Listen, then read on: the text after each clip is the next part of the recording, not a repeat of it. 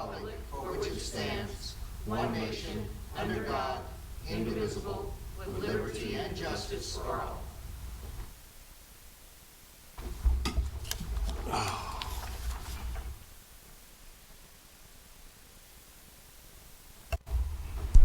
Thank you. Item number 1 is public comments. This is the time when persons viewing wishing to address the City Council regarding matters not on the agenda may be heard. Please email the City Clerk so that you may be recognized. Your comments will be read at this time into the record. The Ralph M. Brown Act limits the City Council's ability to respond to comments on non-agendized matters at the time such comments are made. The City Council shall not discuss or take action relatively to any general public comment. Do we have any public comments? We have no public comment for budget workshop. Okay, all right, then we'll go down to the City Council business item. Continuation of preliminary fiscal year 2020-21 operating budget. City Manager and Finance Director. Good afternoon, Mr. Mayor and members of the City Council. I just want to take a few minutes to set the stage for our study session this afternoon. There are several things we want to accomplish. First and foremost, we want to continue with the presentation of the operating budget. We will complete the department budget presentation, starting with Public Works. And once we are done with that, we'll discuss an alternative to the Sheriff's Department budget. If you recall at your last meeting, we heard from Captain Pingle, who presented an alternative deployment schedule that could benefit the city of Norco and save the city of Norco some money. We're going to be presenting a budget based on that. Lieutenant Alia will be presenting that budget. We'd like to get direction after his presentation regarding that item. Specifically, I'd like to know if that's something that City Council wants staff to build the next year's budget, which we are going to bring back to you in 2 weeks to approve, whether you want that option or leave the existing plan that we have in place. Following that, we are going to be presenting to you some supplemental budget requests. The budget we have prepared and we've discussed with you so far is a status quo budget. Meaning that we added no programs, we added no new services, but in order to continue to give staff some flexibility as far as being able to meet the demands of these existing service levels, there are requests here to consider some additional staffing for some departments, as well as some other items that we believe are necessary to maintain the service levels that we currently have.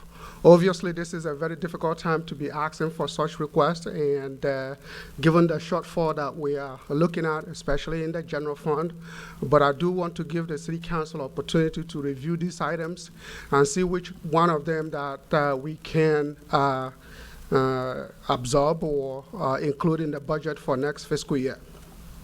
Once we are done with that, I think we will then go into the capital improvement program, 5-year capital improvement program budget. Let me step back a little bit.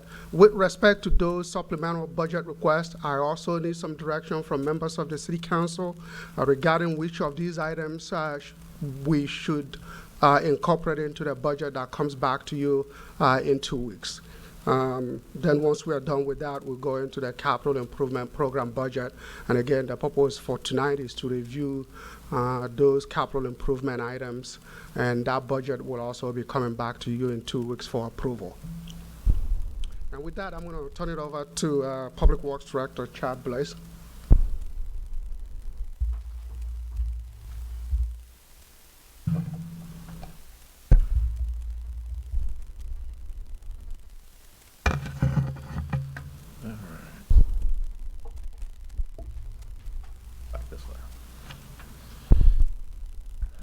Good afternoon, Council. Thank you for your time on this. We'll go through this hopefully pretty briefly. Feel free at any time, again, during the slides, if you have any particular questions, to go ahead and stop me, and I can be happy to answer any questions you have. But jumping in and continuing on from our presentation from 2 weeks ago, this is just a summary of the original budget that was presented by the finance director, indicating our expected revenues and versus expenditures. Obviously, on this case, we're showing our projected revenues to be about 18.5 million, and certainly our expenditures won't exceed that. We certainly expect them to be less than that. But we, as far as showing that it's balanced, we reflect it that way. So engineering and inspection. For next fiscal year, we're projecting about $934,000 for the budget to cover engineering inspection, compared to about $803,000 from the current year. Increase is primarily due to the additional engineer that thankfully you folks added mid-year, and some internal revenue changes, how we're charging things in the fund resulted in that increase. The funding sources is water, sewer, general fund, gas tax, and storm drain funds, in part engineering and inspection. And generally, the services provided for engineering is design, plan checking, issuing encroachment permits, construction inspection of all improvements, public right-of-ways. We deal with track maps, grading plans, managing the NPDS program, trash hauling program, and updating the standards and drawings for the city, and much more that can't be listed here. So that gives you a general overview of those two divisions put together. Next would be our Parkway Maintenance Program. This current fiscal year budget that we're projecting coming up, it'll be about $111,000 compared to about $118,000 for the current fiscal year. The primary reason for that's going down is redistributing some internal charges for how employees are charged, and redistributing those charges, so we'll see a reduction in that overall budget as far as for the next fiscal year. That particular budget is 100% general funded. And some general things that are handled in there is miscellaneous maintenance of the right-of-ways for the trails, replacing trail fencing rails or removing them, as well as putting DG down as needed in certain areas when customers call to fill ruts and holes in the trail system, and then miscellaneous pruning of street trees that we try to deal with hit the trails and the parkways. Water operations. So next fiscal year, in 2021, we're projecting a budget of $10.8 million for the O&M side, compared to $10 million this current fiscal year. The primary reason for the increase in overall, it was the bonds that we just refinanced. So our payment did go up in that to get the additional money that the council agreed to allow the water fund to obtain, which is going to help a lot with our fiscal year, our discussion on capital projects later on. So that was one of probably the primary reason why it changed and shifted. Again, sole source is the water fund. Various items that we do in the water fund, again, it certainly is responsible for production, acquisition, delivery of potable water to residents, operation and maintenance of the system, including the meters, mains, laterals, and then we have also the operation of a treatment plant, SCADA system, distribution system, booster pumps, reservoirs, treatment plants. So there's a lot of day-to-day maintenance that we do on a daily basis that it hits this fund, and using these funds to keep up a working system. Sewer operations fund, we're projected budget next year is $5.7 million compared to $5.9 million. The decrease in the budget is due primarily to reductions in the vehicle replacement charges. Last year we had a big jump in the vehicle replacement. We bought a lot of new vehicles that we needed, several crane trucks, etc. So since that dropped down and those one-time purchases, that pretty much brought down the O&M by about $250,000. So that's why there's a big difference there. Otherwise, it's pretty much a static fund. It's pretty stable. And again, it's only funded by the sewer fund. It funds itself through revenue that we generate from the residents. Again, the sewer division, similar to the water division, we're responsible for the maintenance and management of the collection system, lift stations throughout the city, the overall annual cleaning of the collection system, and monitoring of commercial and industrial users. Then we certainly have interaction with our regional partners on the RCRA Joint Powers Committee that we operate our treatment plant that serves multiple agencies.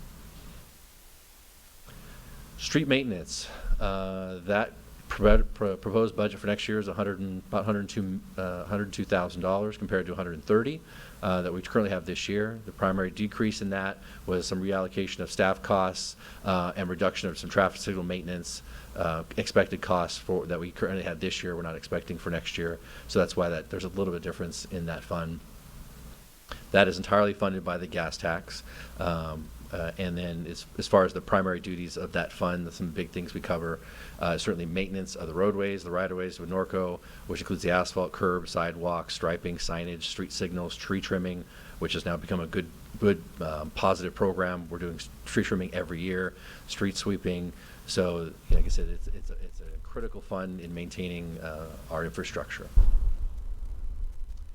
NPDS and storm drain.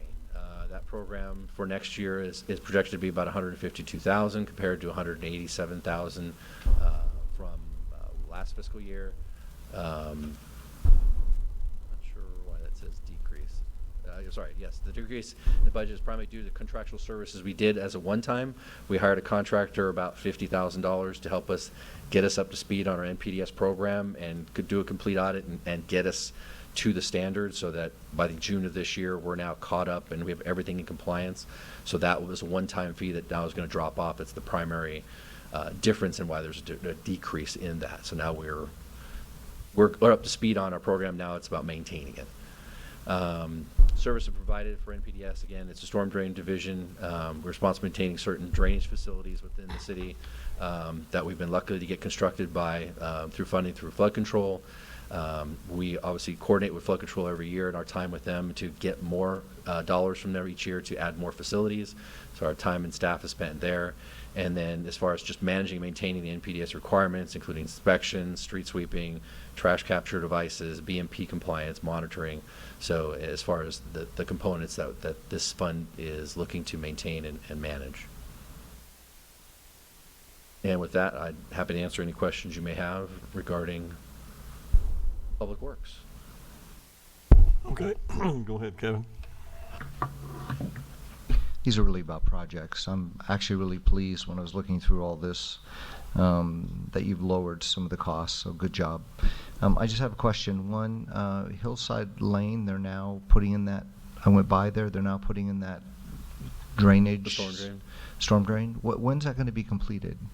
I wish I knew. Like I said, it's a moving target with the contractor and flood control, and they're jumping around doing various things. So I haven't had an update in a while regarding specific project components, but I can call them and ask them if they have any specifics and then get you an update. I mean, they're digging the trench right now, so. Yeah. So I would assume it's going to get done. If they're digging it, they should be getting it done hopefully within the next couple weeks. But just to make sure it's, I can find out for you.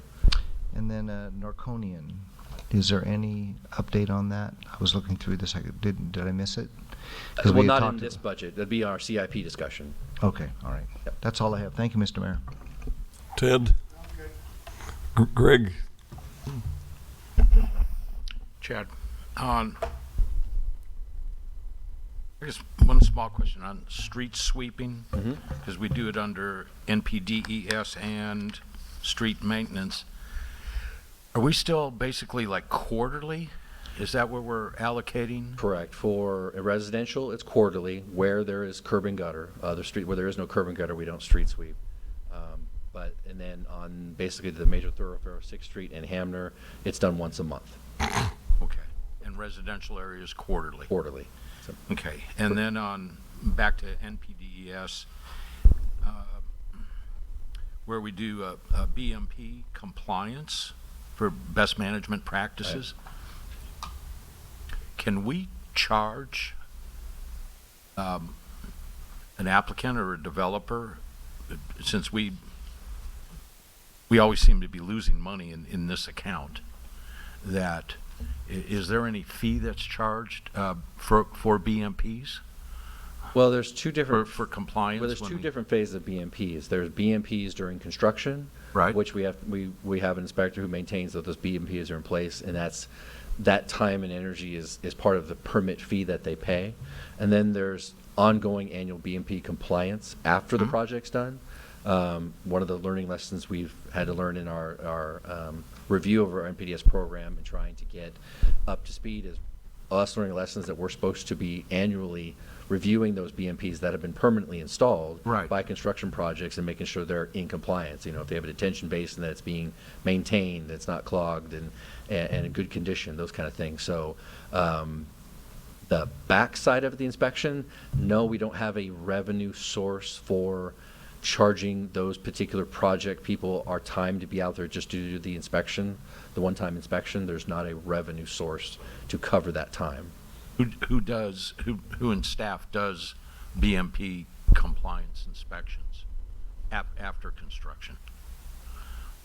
The candid answer is nobody, and that's part of our improvement, and we're going to discuss later in other supplemental All right. requests, is how do we make sure we now got us up to speed? What are we going to do to maintain it? Is it going to be internal staff? Is it going to be a contractor?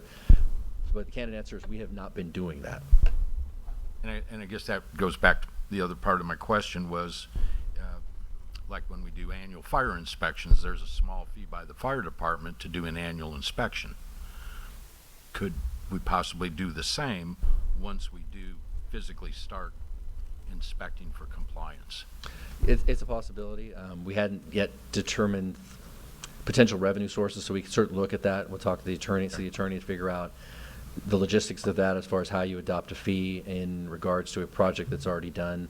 Again, not being familiar with how the fire does it and that requirement. Like an annual fire inspection? Yeah, I mean, I'd be fine with that. I just got to get familiar with the process and whether we can or Okay. can't do it. I just have not looked into that. But we certainly could look at it to try to cover some of our costs. Okay, thank you. Thank you, Mayor. Robin? I don't have any either. Thank you very much, Chad. Thank you. Good report. Just so that I can add to the question that is raised by Councilmember Newton, there is a property assessment for this program. Unfortunately, the revenues that are generated through that assessment are not sufficient to cover the cost. But there are property assessment that are that we have in place with limitations imposed by the county. Yeah, in addition, modifying it requires a vote. Yeah. But that's different than your question, which is, could we develop a system which we'd impose on the property the cost of doing inspection? And probably we can do that. Physically does the inspections.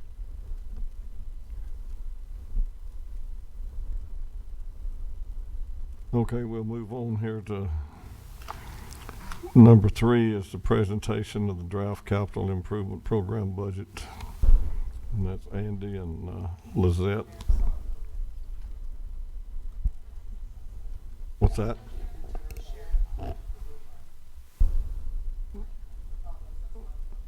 Okay, I read the wrong one then. There it is. All right. Good afternoon, Council, Mayor. So last budget study session, we presented the sheriff's budget status quo with the current level of services. Later in the evening, you heard from Captain Pingle of our research and development team on staffing based off of workload-based staffing. It's a 2013 ICMA study.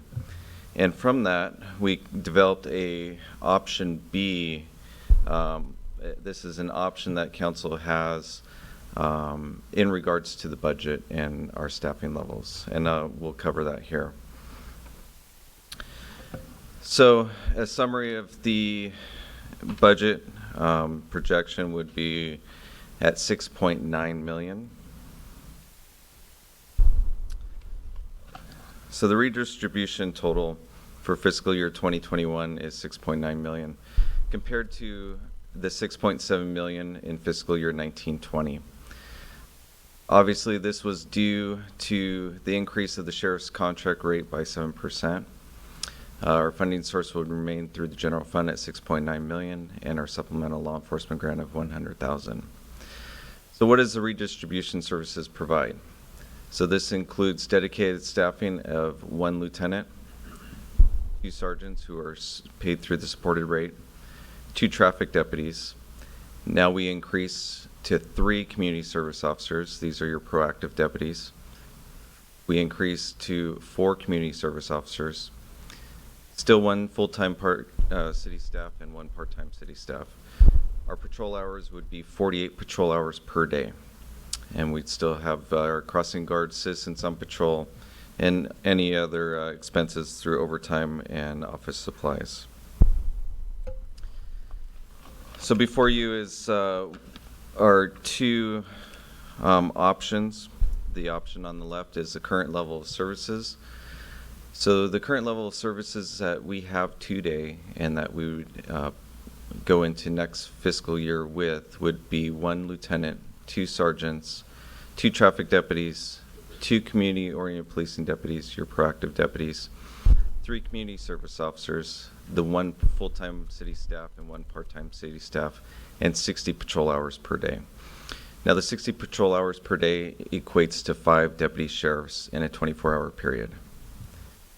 That fiscal budget is at $7.3 million. The redistribution, the workload-based staffing budget would include all the same dedicated staffing, but now we're increasing our proactive deputy from 2 to 3.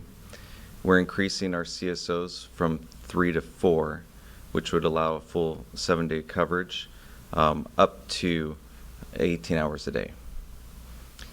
And we would have our full-time city staff and part-time city staff. Our patrol hours would drop to 48 hours. And what that means is you would have 4 deputy sheriffs in a 24-hour period on patrol that will always be backfilled through if someone calls in sick or vacations. Those deputies are always guaranteed. With the current level of service at 60 hours, you have 5 deputy sheriffs.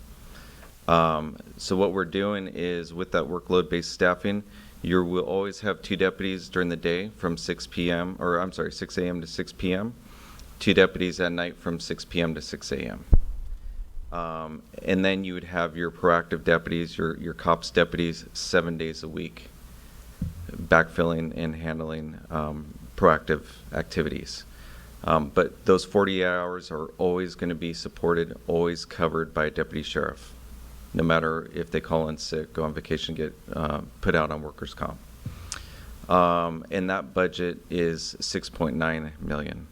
So overall, you'll have a savings of $388,426. With the increase of the community service officer, you currently have 3 community service officers. They're spread 7 days a week, but there's a little bit of a gap in the hours because of the way the staffing is. With the addition, we are now able to have 2 dedicated city SOs for a full 7 days of coverage. So basically from 6 a.m. to 10 p.m. you'll have a CSO, and during some of those flex hours you'll have 2 at that time. And remember, the goal of the workload-based staffing is to have some of those calls be handled more by CSOs. In the presentation you were given some statistics, and what we would like is to have 21, I believe it was about 6.5% of the calls are handled by CSOs currently. Our goal is to have 21%. And with that, we can free up the deputy sheriffs to handle your more higher priority calls and investigations. And our goal is, with the more proactive deputies on the street, is to lower the rate of crime, lower the rate of calls for service, so that you have more you basically have the same amount of deputies on the street. Our workload's changing, where we're being more proactive than we have been, and saving the city a significant amount of money. With dedicated staffing, I know this was brought up, is dedicated staffing. If that dedicated staff member calls in sick or goes on vacation, they are not backfilled. So that position would be open. However, we have the flexibility to move another dedicated staff member's days and hours to fulfill that shift. So we don't have that break in coverage. With the 48-hour of contracted patrol hours, those deputies are always filled no matter what. And there's not a change in the contract rate for that. So huge savings. This next slide here. So in fiscal year 2019-2020, we project to end at $6.7 million. With the budget I presented at the last budget study session, we had a status quo budget of $7.3 million. That's an increase of almost $600,000. With the year-end projection and the redistribution budget of $6.9 million, you're looking at an increase of $209,000. Overall savings would be $388,000. And I present this to you with full confidence that you are not losing a deputy sheriff off the street. We are just redistributing from supported to dedicated, saving the city a significant amount of money, and providing the same level of service, if not better. So with that, I will answer any questions you may have. Let me ask him one first, Ed. What is the cost of a patrol deputy? So with the current contract rate at 7%, it's $188 an hour. Okay. That is your supported rate. For the dedicated rate, you're looking at around $168 an hour. 168? Correct. All right, and what about the community service officers? What's the rate on them? With the community service officers, you're looking at $67 an hour. 67. Okay. All right, thank you. You're welcome. Ted? Without having to pull my calculator out, that's 188 or 177 is what you said? Is that 188. 188, and then at 1,080 hours? So you're looking at 2080 hours, productive hours for supported. But what's the annual? I'm just trying to get a real. Is your annual rate? 60 hours. Yeah. Okay. Well, what I was trying to figure out is the difference with the 388 is that's not even going to cover a full-time deputy for a year. Yes or no? No, it's going to be short. About 100 by about 100 grand, right? You're gonna probably come in right around that number. Okay. If you're looking for a dedicated deputy or a supported deputy. Yeah. If you're looking for a dedicated deputy, yes, you'll definitely come in at that number. Okay. Supported, which is the higher rate, you're probably going to look at a more of a cost. Okay. I'm just trying to play apples to apples. Sure. Is interesting is I don't know if you know Captain Mike Lujan. Him and I talked about this about a year ago, and they were doing this, and they were discussing the big project and study that was done. I can't think of the name of it. It was KPMG. Thank you. Yes. And he said it was really interesting. And when I was in San Jacinto doing this, and we had tight budgets and trying to figure out staffing, I came up with a unique staffing deal, and of course the union shot me down and said, no, you can't do that. But is the union totally supportive of this thing? Do they understand? Oh is yeah, this good? the unions have no. I mean, this has nothing to do with the Okay, unions. I mean, we're not changing. We're staying with especially with the CSOs who fall under a different. Yeah, union. they're under, yeah. That's why I said we can't give you a full 24 hours coverage, because per their union policies, we can't work them past a certain hour and start them before a certain hour. So that's why there's a certain amount of coverage that they can only go up to. Okay. Has anybody else jumped on this? Any other contract city at this time? So I know the city of Eastville has reduced their hours to fall within the model. They haven't increased any dedicated staffing as of yet. The city of Lake Elsinore is doing a pilot program with this currently. That'll be Mike's. Correct. I know some desert cities have also started the pilot program, and it's just a matter of Captain Pingle being able to get out and present to the various councils the idea and the direction that the councils would like to go. So I'm going to ask you an honest opinion on this thing. You be able to work with this kind of staffing? And your sergeants? Yes, and let me tell you that I can always guarantee 4 deputies a day. If I have someone that I can't backfill, it just carries over the hours for the contract. But based off of the 2 deputies per shift, 4 deputies a day, I can almost tell you that, and you saw the saturation numbers, we're still the lowest as part of, as far as saturation, being able to handle calls and still be proactive during that time. Our CSOs are great. They handle a significant amount of calls, but the workload is just going to adjust a little bit, that they handle more, so the deputies are free more. So the 3 community-oriented policing officers, staggered shifts or still out on as needed? No, so the CSOs would be a staggered shift. So we would start one as early as 6 a.m. They work 10 hours, and then the next one would stagger and come in later. That way they stay later. Oh, no, the cops guys. Oh, I'm sorry, cops cops. got me. Oh, Yeah. I thought you were talking about CSOs. No. Oh, yeah, You left a fancy team as it and called them So your set the team. cops, set, pop, our guys do it all. They would stagger hours. They would have a full day. Currently, they're 5 days.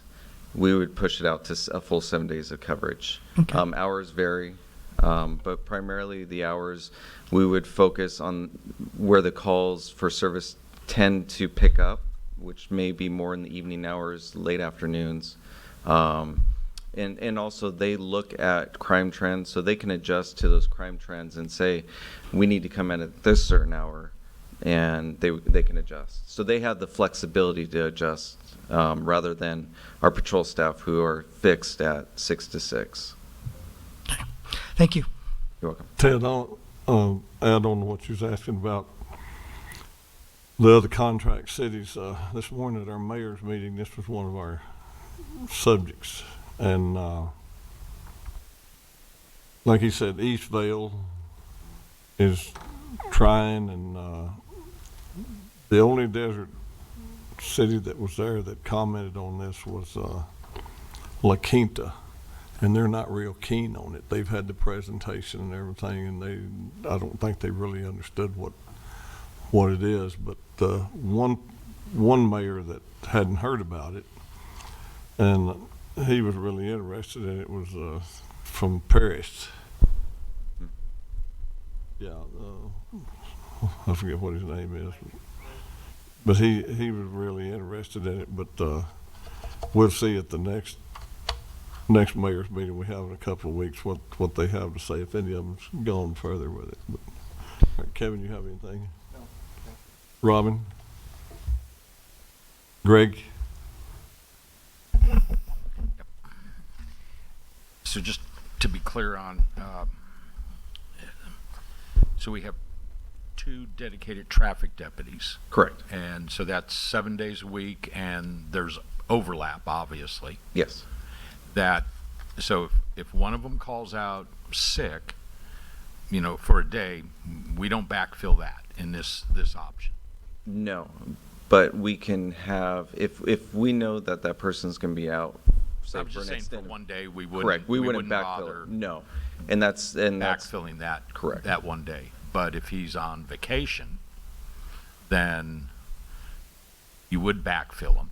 So if he's on vacation, we would just adjust the other traffic deputy to cover certain days that we may see So we peaks. wouldn't have any, so we would eliminate, like, say, the overlap. Correct. Right, But we can reorganize that deputy to say, on the weekend, we want more coverage. Friday, Saturday, and Sunday. Correct. But we wouldn't, like, overlap on Wednesdays or Thursdays or however that shakes out. No. So it's really simple to think that our supported are always going to be backfilled. Dedicated, we don't backfill. Okay. But with the dedicated, we can always adjust. We have the flexibility to adjust wherever we need them. I also like this option with having an additional deputy out in the community, being, like you said, proactive, but also engaged with the community also, Correct. which I think is very important. So just to reiterate Ted's point, which I thought was a real good question, is this won't be a scheduling nightmare for you, or? I can implement it as early as tomorrow. Okay. It's a very easy. We wouldn't lose one person. The only position that we would have to backfill is the CSO position. And right now we have the flexibility to grab one and bring them over here. So if you could start this tomorrow, then would we get a credit for the remaining 2 months in the fiscal year? I don't know if we can get a board-approved contract amendment to them in time. Thank you, Lieutenant. Thank you. Okay, Robin's got something there. Lieutenant, I did have one question. On the 3 cops, which is the set Correct. people, right? Will they be the same people assigned to Norco so they do get to know the community and the people here and Yes. all that kind of stuff? Yes, Okay. and actually the third person that I have in mind actually lives in the city of Norco, and she currently is on patrol and has been on patrol in the city for over a year, and she's actively engaged in all our community events as well, so Perfect. she's a perfect fit. Okay, thank you. Berwin, I got one of the couple. Okay, Ted? Lieutenant, and Councilman Newton brought it up on the vacation, but workers' comp, backfills and things like that on a prolong or any FMLA leaves or things like that, you backfill those, right? Yes. Okay. So anything that's extended, that's covered through those specific acts of FMLA, CFLA, or workers' comp, the county will backfill that spot. So it doesn't leave the city waiting for a deputy, because we may not know when that person comes back, depending on the injury or relation to the illness, if that makes sense. No, it does. Okay. It's some of those 6-week FMLA product, Yeah, and absolutely. family those, but the workers' comp is an iffy. You got at least 5 days in for most of those guys. So, but I appreciate that. Thank you. Yeah. And if I may add, this is something that we've been discussing for a while, and not knowing what the contract rate was going to be this year. And when we were presented the contract rate being significantly higher than last year, this was to help our partners in the cities. This is a great option to help them in these, especially financial difficulties, with not knowing what we face in the future. So, we're pleased, even though it's a slight increase, it's a better than a significant increase. And I can stand here and tell you I'm fully confident in this model and this option. Okay, thank you, sir. Thank you.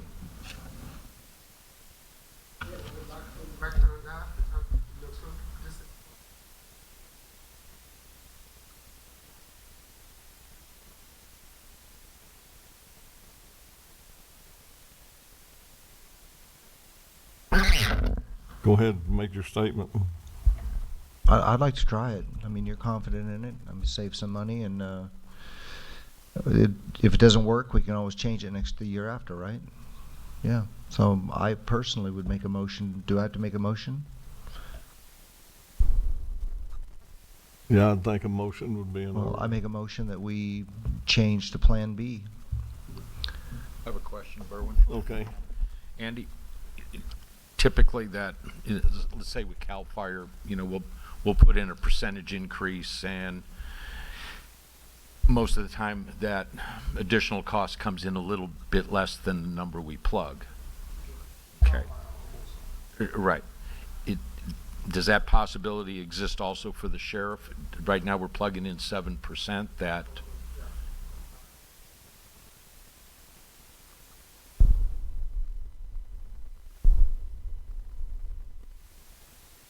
Mm-hmm.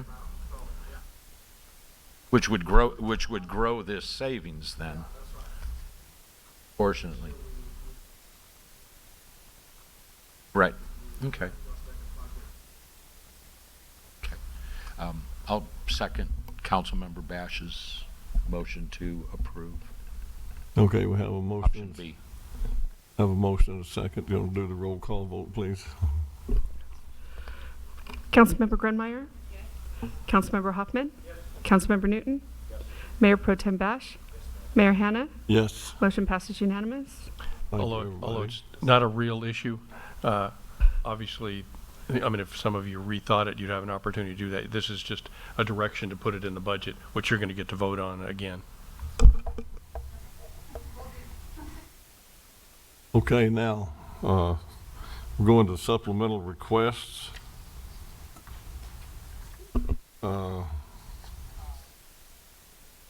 Agenda will be the city clock. City clerk. Getting close, Lizette.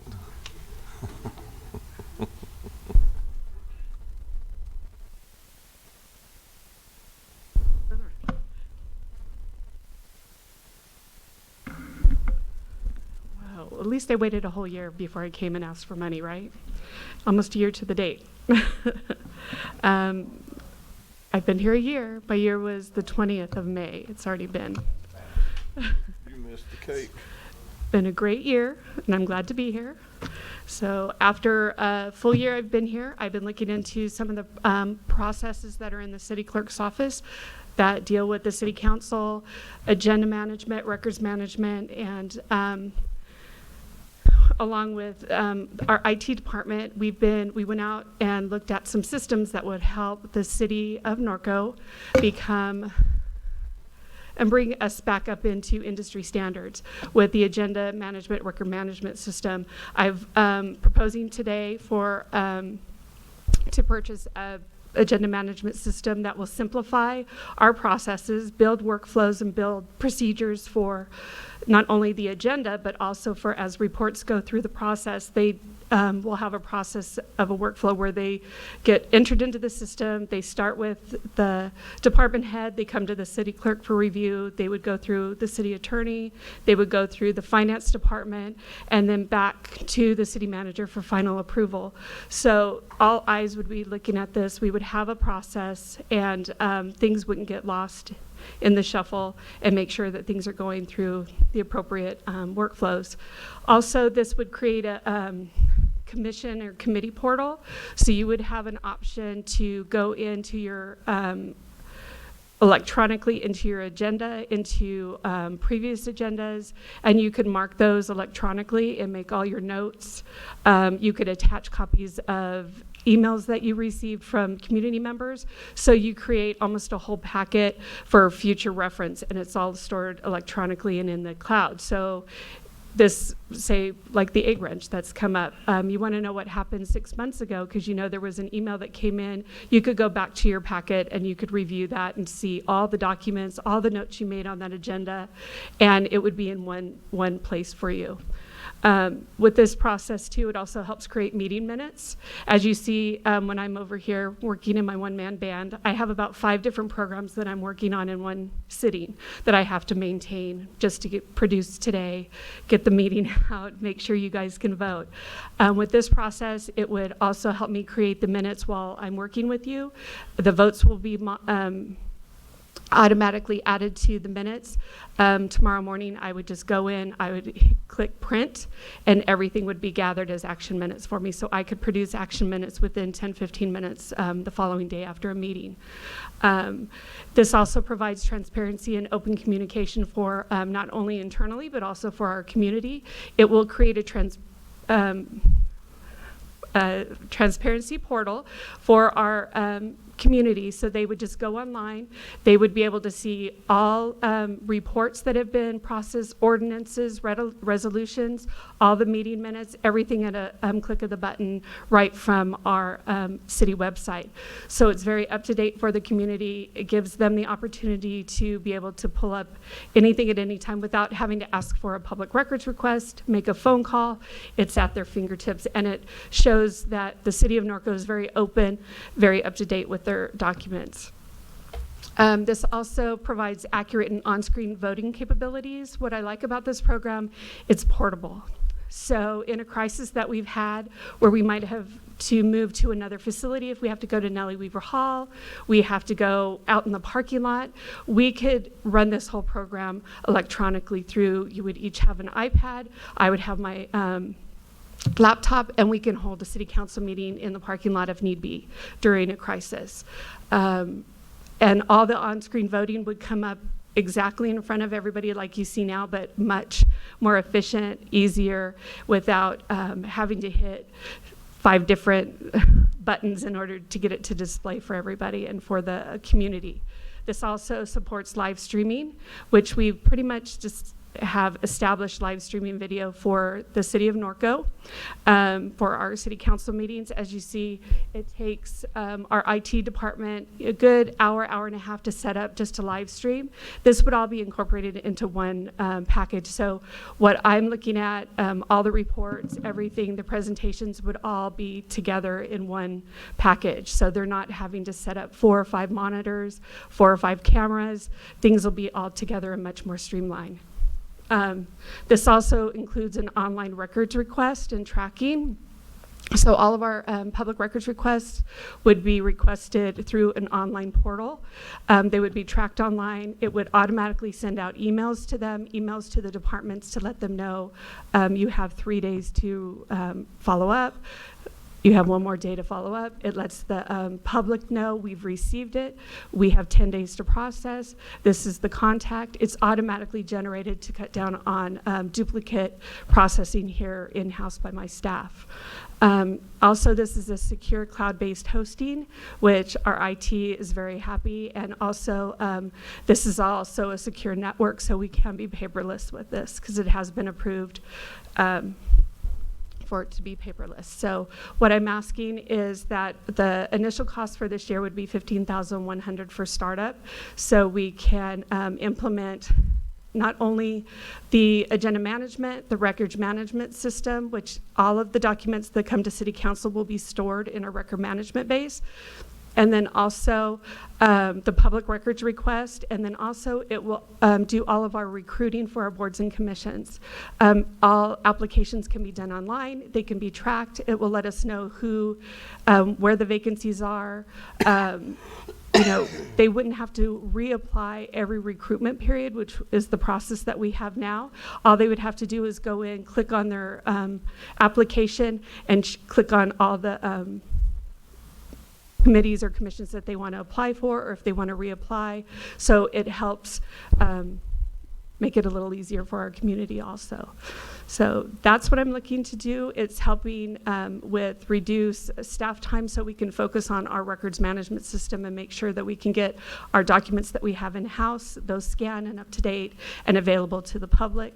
It also will just bring the city of Norco up to industry standards so we can shine like other cities are doing too. So if you have any questions for me. Anybody got any questions? Kevin? So this will save man hours, you think? Yes, it will. It'll free up. So we'll save on the other end. Correct. And it'll be saving us our man hours, and we do a lot of things that are very redundant when we're processing the agenda packet. Right now it's a paper process. So everything that you put into this agenda management system, you've put in your report, the approval process, it's all in one package. So we just have to hit a button when it's at the end. It assembles the packet for you. It sends it to, it'll send it to all of you via email. It'll send to an iPad if that's what you request. And then also it can be printed in a hard copy, but it's all done in one click of a button. Rather than right now, we are having to print out the reports. They're taken to the city manager for review and a signature.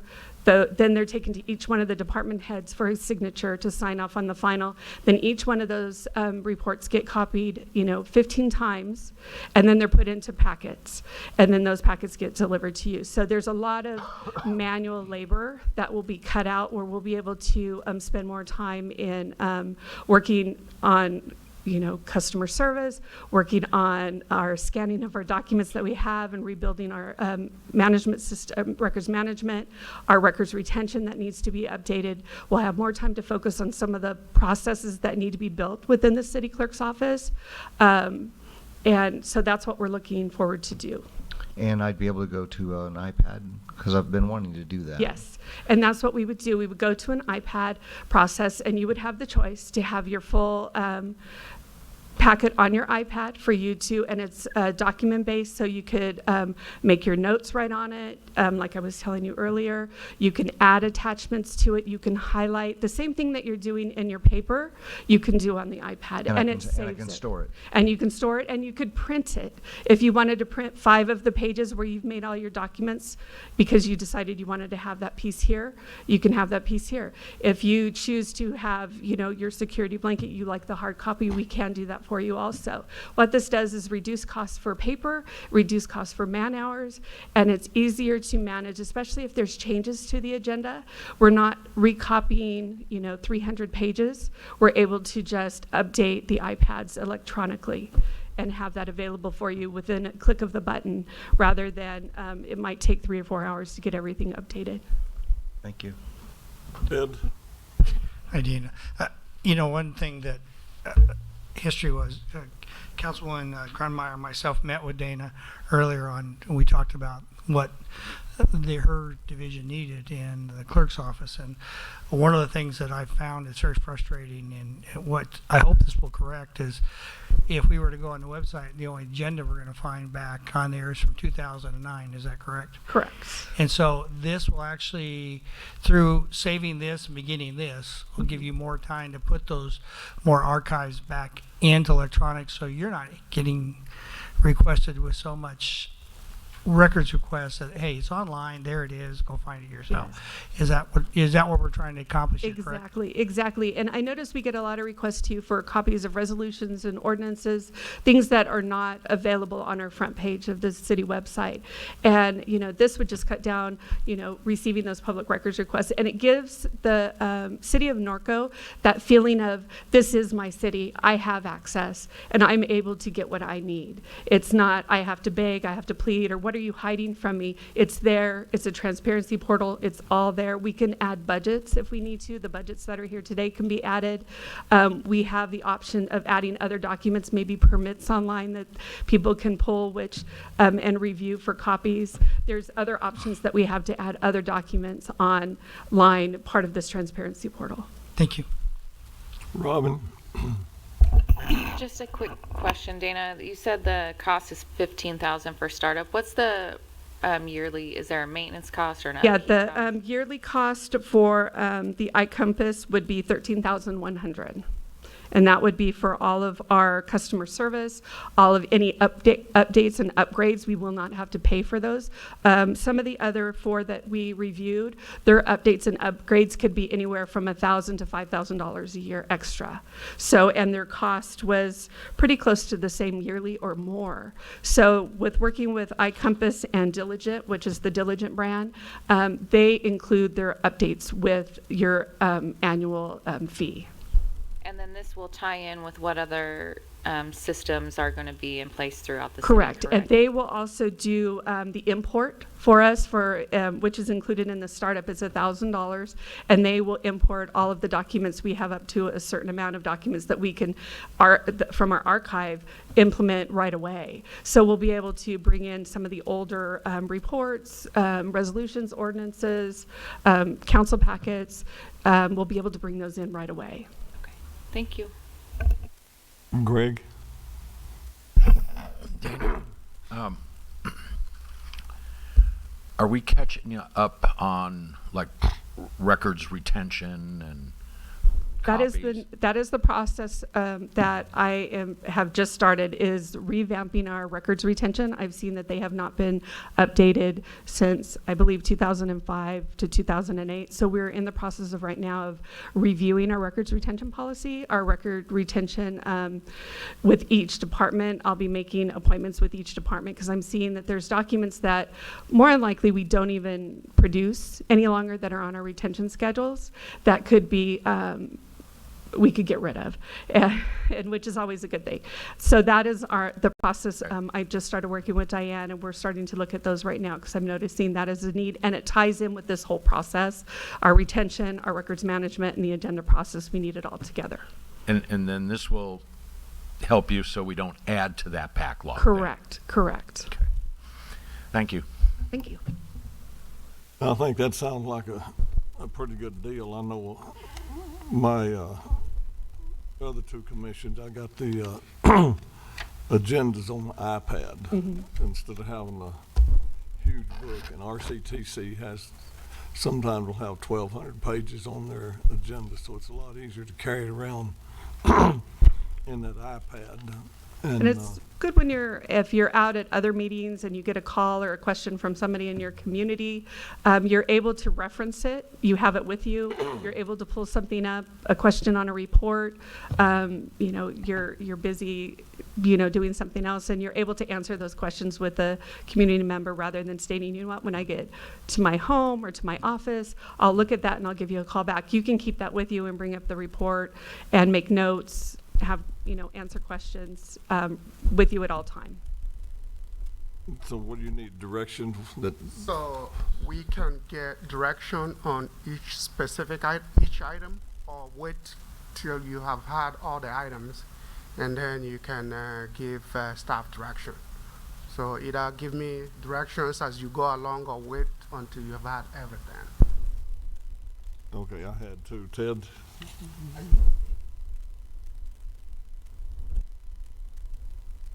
Robin?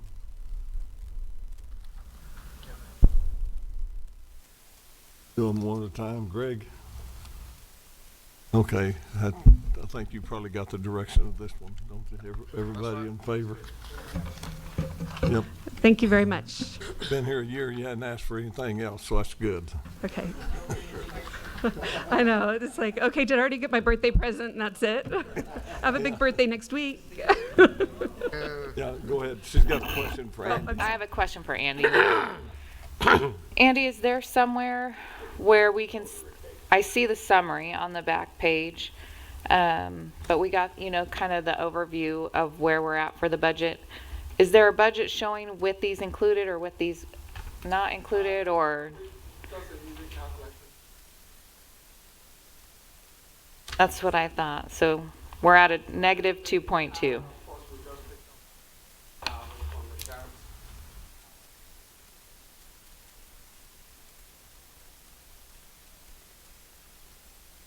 And we picked up how much from changing to option B?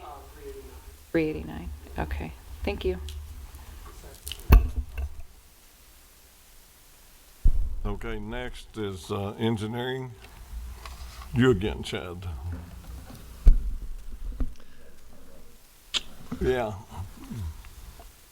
Okay, so I have two supplemental requests for this year. The first one is in the engineering division, request to add a full-time administrative compliance coordinator. That position is currently filled by Jacob Vogenberg, who's doing an excellent job since he's come on board a couple years ago in managing that position. The position was created several years ago when I first came on to the city, in that I had a huge hole where there was nobody managing the metering system, the AMI automatic read system, or the backflow program. From that, the position has greatly expanded in how I've added other duties as assigned in that role. Primarily this year, Jacob was leading and spearheading the issue of the NPDS program to get it up to compliance, working with the contractor in understanding the NPDS program, because again, we don't have an NPDS compliance individual, which most cities have an individual just for that item. We don't have anybody monitoring that program. But in the two main functions that Jacob does in this position, which is maintaining the metering system, which is the radios to make sure they're functioning, getting the reads back to finance so they're not getting a lot of basically blank reads so they can do the billing and get it out timely. He's out there every day fixing the meters, doing new rewires, putting new registers on. And as our infrastructure gets older, more starts to fail. The meter is not failing. Just to make sure you understand, the radio portion tends to fail and needs to be replaced. So he's doing a lot of work in that regards, and with adding other duties like I would like to, because I don't have anybody assigned for them as far as going forward on NPDS, who's now going to manage it? Like I had a discussion with Councilman Newton was, who's doing our inspections? And the answer was nobody. But now we know with our program, we're expected to do certain number of inspections, not on just BMPs, but actual commercial inspections. We have to go and inspect commercial properties on an annual basis, just to quick and go by and verify what they're doing. And that's one of the things the consultant just did, is they did inspections. They added it all into our computer system, the Lucity program, which is our work order program. So now we have everything in Lucity, all the sites. So we're ready to go and maintain it on our own. But the problem with that is I need somebody who can have time to maintain it, do those inspections. So, and then in addition to that is the Cal Recycle program with their trash requirements. That I have done that entire program this year in trying to get us up into compliance with the state. They're still in the process of auditing us and where we're at with that. But we've made huge strides in getting our commercial customers into compliance with all the recycling requirements. COVID pretty much put that all to a stop, if not reversed it a little bit. But For me, in this department, we need help for somebody else who can now oversee that as a full-time basis, because it is literally a full-time job just to keep up with that and getting businesses to not only understand why they have to do it, but finding the specific way they can get into compliance without hammering them with a huge cost. Because that's the thing for every business, every cost they add, it hurts them. And if we can find the smallest container, the smallest way to do it, or the right fit for them, but I need somebody who can network and talk with them and help them understand the program. So for me, it makes sense to add those two responsibilities into this position as the administrative compliance coordinator, but there's no chance that Jacob could possibly do that on his own at this point. So for me, I think it's wholly appropriate to actually add another position to this program. So there's two people working on this for probably two reasons: because of the amount of work that's going to be required in this position, but number two is I'm worried about if somebody leaves, now I have literally a zero to start from. It's one individual has all this information and deals with it. If you lose that person because they move on to bigger and bigger things, you are starting from scratch. Having two individuals in there really gives us redundancy and backup on this. So this position is primarily funded from water and sewer, a little bit out of the general fund, and a little bit out of the NPDS fees, because they would be overseeing the NPDS program. So this is the follow-up, which, as far as the NPDS program comes, was a decision that I promised the council is we would get this finished and then give you my opinion about whether or not we should continue with consultants doing the work for us on an ongoing basis, or if we can do it internally. I can effectively do it internally if I have another employee. Otherwise, I definitely will have to go and continue use outside contract services. But in addition to that, the justification was because of not Cal Recycle and the amount of work it has taken for us to even get to where we are, and I have to continue. I need another person who can really take that services over and help Jacob out with the other duties he's doing, which is water and meters, backflow program. Now he's doing conservation. It is the whole house compliance position in its name. He's taking care of that position is taking care of all the compliance issues regulatory wise. With that, I'd be happy to answer any questions you may have. Greg, we'll start down here at your end.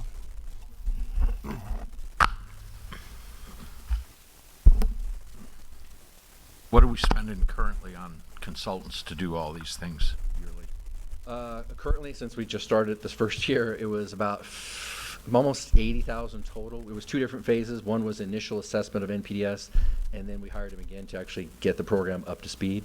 So realistically, for NPDS, if we're going to continue to use a consultant on that aspect, it would probably be about 30,000 a year, if I had to estimate.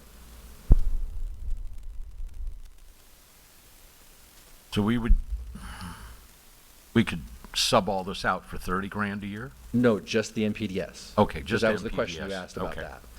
that. So I'll go back to what we talked about earlier about coming up with a fee for, NPDS and best management plans, but also with backflow maintenance or the backflow program. That I think is also a yearly check, isn't it? Yeah, I mean, there's many cities that have adopted fees for the maintenance, but it's a little bit different. Most cities that have a fee for backflow, the city is doing the testing.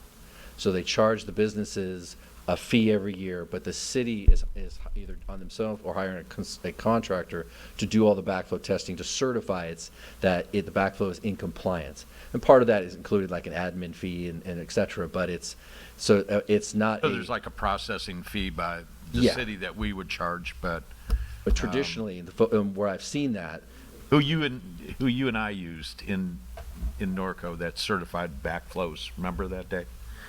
Yeah. Pardon? Or yeah, Bobby he's Vogel great. or somebody. Yeah. Yeah. Yeah. Okay, so we would charge like an admin fee on top of, and he'd hand over the certification. Well, normally what would happen is we would do the testing. We would hire somebody. Oh, okay.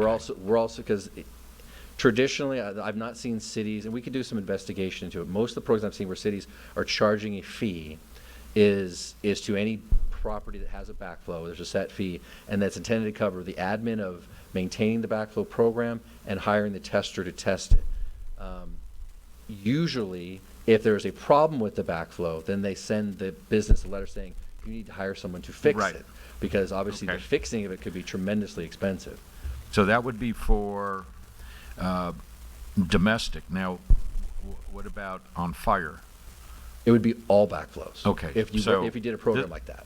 Yeah, so this would pick up also then on commercial detector checks. It'd be residential or commercial, industrial, any backflows in the Okay, system.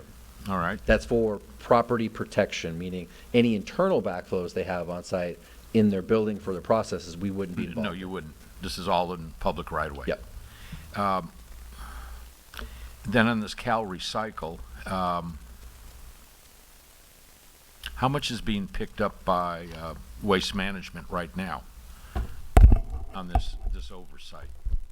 I'm not sure how to quantify that. I mean, they participate in assisting with providing literature information to customers as need be.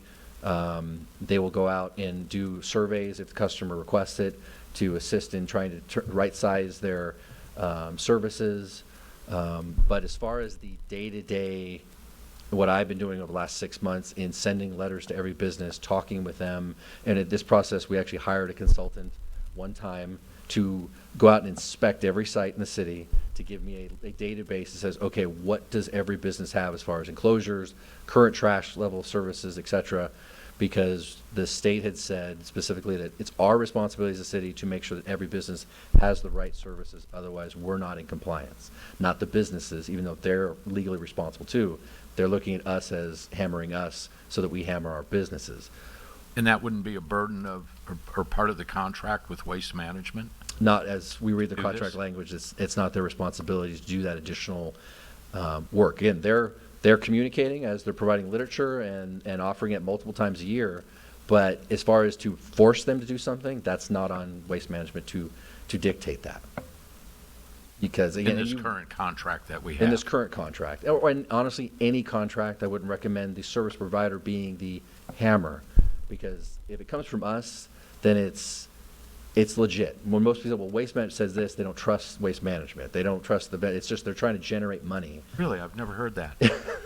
But when it comes from us, it's number one is, as I also chose this method because Waste Management, or what Cal Recycle's version was just implement it, force people to have it. I said, I can't force a service legally on a customer. Despite that the state says they have to have it, it's a service. My method of making sure that they have the service is the fines and assessments for not doing it. But I can't legally say you have to have a service. That's the definition of that. So what we have done is send out multiple letters, go out and visit the site, talk with the property owners, educate them, give them literature that we got from Waste Management that says what is available as far as types of container sizes, the materials, and then we need to follow up them because the next thing that's coming next year, or that's actually already in place, is now you have to have the containers in the restaurants or buildings themselves. That my team have to go out and verify they're in there and find people who don't. It's a huge, and that definitely, Waste Management Yeah. is not responsible for No, the internal part. that I would agree with you on. Yeah. But this also includes like looking at the trash enclosures and It's all that. comments and whatever, and use it, or the roof and all those things. It's literally everything, and trying to make sure that we're, again, businesses look at all this is just more they have to take. And sometimes some of these businesses will have to do new trash enclosures because they can't fit them Right. in their existing one. And there's another thing they have to deal with. And so for me, I prefer that the city's doing the outreach and the discussion because Okay. I want a friendly face, not the person who's providing the understand. service. I understand. Okay. Robin? Thank you. Yep, yes, sir. All right, a couple of questions. Number one, it seems to me like this is a lot to put on one person, all of this. Number two, what qualifications would this person have? Are they going to be somebody out of college? Are they going to be some skills training? For most, well, really all these items, there's no certifications required. We have revised the position on its title to have it has basically a 1 and a 2, so the position can grow. In that second position, we have required that they have either an NPDS certificate or, gosh, I want to remember what the other one, there was another certificate. It was either or. They have something they have to earn in order to get to that next level. And I know NPDS was one of them. I'm trying to remember what the other one was. I apologize. No, it wasn't. It was, well, it might have been. The backflow compliance specialist, which is a program specialist. I think that was the other one. But currently in the initial way we created this to get people in, there was no requirement to have a cross-connection certificate or a backflow certificate. It was, we'll train you. And there's certainly no certificates related to meter management of the system. But it's highly encouraged, like on the conservation side, which is another duty assigned, is go out and get a water practitioner certificate, which is something I have. It's just basically says you've been trained in conservation. But it's not a requirement. But again, we try to encourage our employees to get these certificates. So the short answer is, again, a lot of this isn't degree based, except for when you're going to get into higher levels of NPDS management. If this person was going to review BMPs or WQMPs that come in, they wouldn't be reviewing those unless they had a certain level certificate, which they could get. That still would go to our RKA or our consultant to review those. But if we happen to get somebody that had this certificate for evaluating WQMPs that come in for capital projects, that person could review it. We don't have to send it out to RKA. I don't expect that to occur. It's that certificate is a difficult one to get. But we did want to make sure we had some measurable level of you obtained certificates to get to the class 2 of this position. Okay, so then my next question would be the 81,000. Is that the top end of the pay scale or the bottom end? That should be the top end. So this is the top end. So it's highly unlikely that you would have somebody come in at the top end of the scale. Is that correct? If you're adding a position? It would be a miracle. Okay. And then that was my last question, because I feel like sometimes you bring us requests where the people don't exist. Are there people that exist to fill this need if it were flown as a position? Not in this position. This is an all-encompassing position in what's done. I would say generally backflow, conservation, and the metering is similar, and somebody could qualify in that. The others, when it comes to NPDS and Cal Recycle, are individual, independent, in most cities, independent positions. But the reality is we're not like other cities, right, and we must multitask. And I have every confidence that they can manage the NPDS program now that it's up to speed, and we have the direction from our consultant of how you maintain it and manage it. And the same thing on Cal Recycle. It's simply getting out there and working with our businesses to help them get in compliance. So you're looking to find somebody that has the 3 kind of qualifications, the meter, backflow, and water, and then you're going to train them up in the ways of the other My stuff. expectation is most folks will be able to, and we've had pretty good success. The 2 times we flew this position, I got 2 very good employees. Unfortunately, one didn't stay. I've got the current one who's doing excellent work. So I've been very successful in this position. So far in this position, knock on wood. So Andy, then I guess this question would be for you. The 81,000, how much wiggle room is in that as far as a placeholder in the budget then? The number is about right. Here's why I said that the 81,000, of course, includes salaries, benefits, pension, health Right. benefits. In calculating the pension, what we used was we assumed that this new employee will be under PEBRA, which is the new pension system that costs less. If for some reason we get somebody that comes in at the classic level, that would absorb the savings that we would achieve by bringing somebody at a lower state. If that makes sense. So I think 81,000 in total is a reasonable number as a placeholder for this. Okay, thank you. Kevin? Yeah, just a couple of questions. I didn't quite understand. What did you mean containers inside? What kind of containers? So the next phase in Cal Recycle's compliance requirements, which the state adopted, is now businesses must have internal containers that separate the trash. So you have to have a container for your recyclables, for regular recyclables and organics recyclables, and then your regular trash. So now you're looking at 3 containers internally in most restaurants or fast food places that they now have to facilitate recycling. And then the staff has to be trained to take those individual bags and take them to the right trash containers, which means they have an organics container outside, a recyclable container outside, and it's all being used appropriately.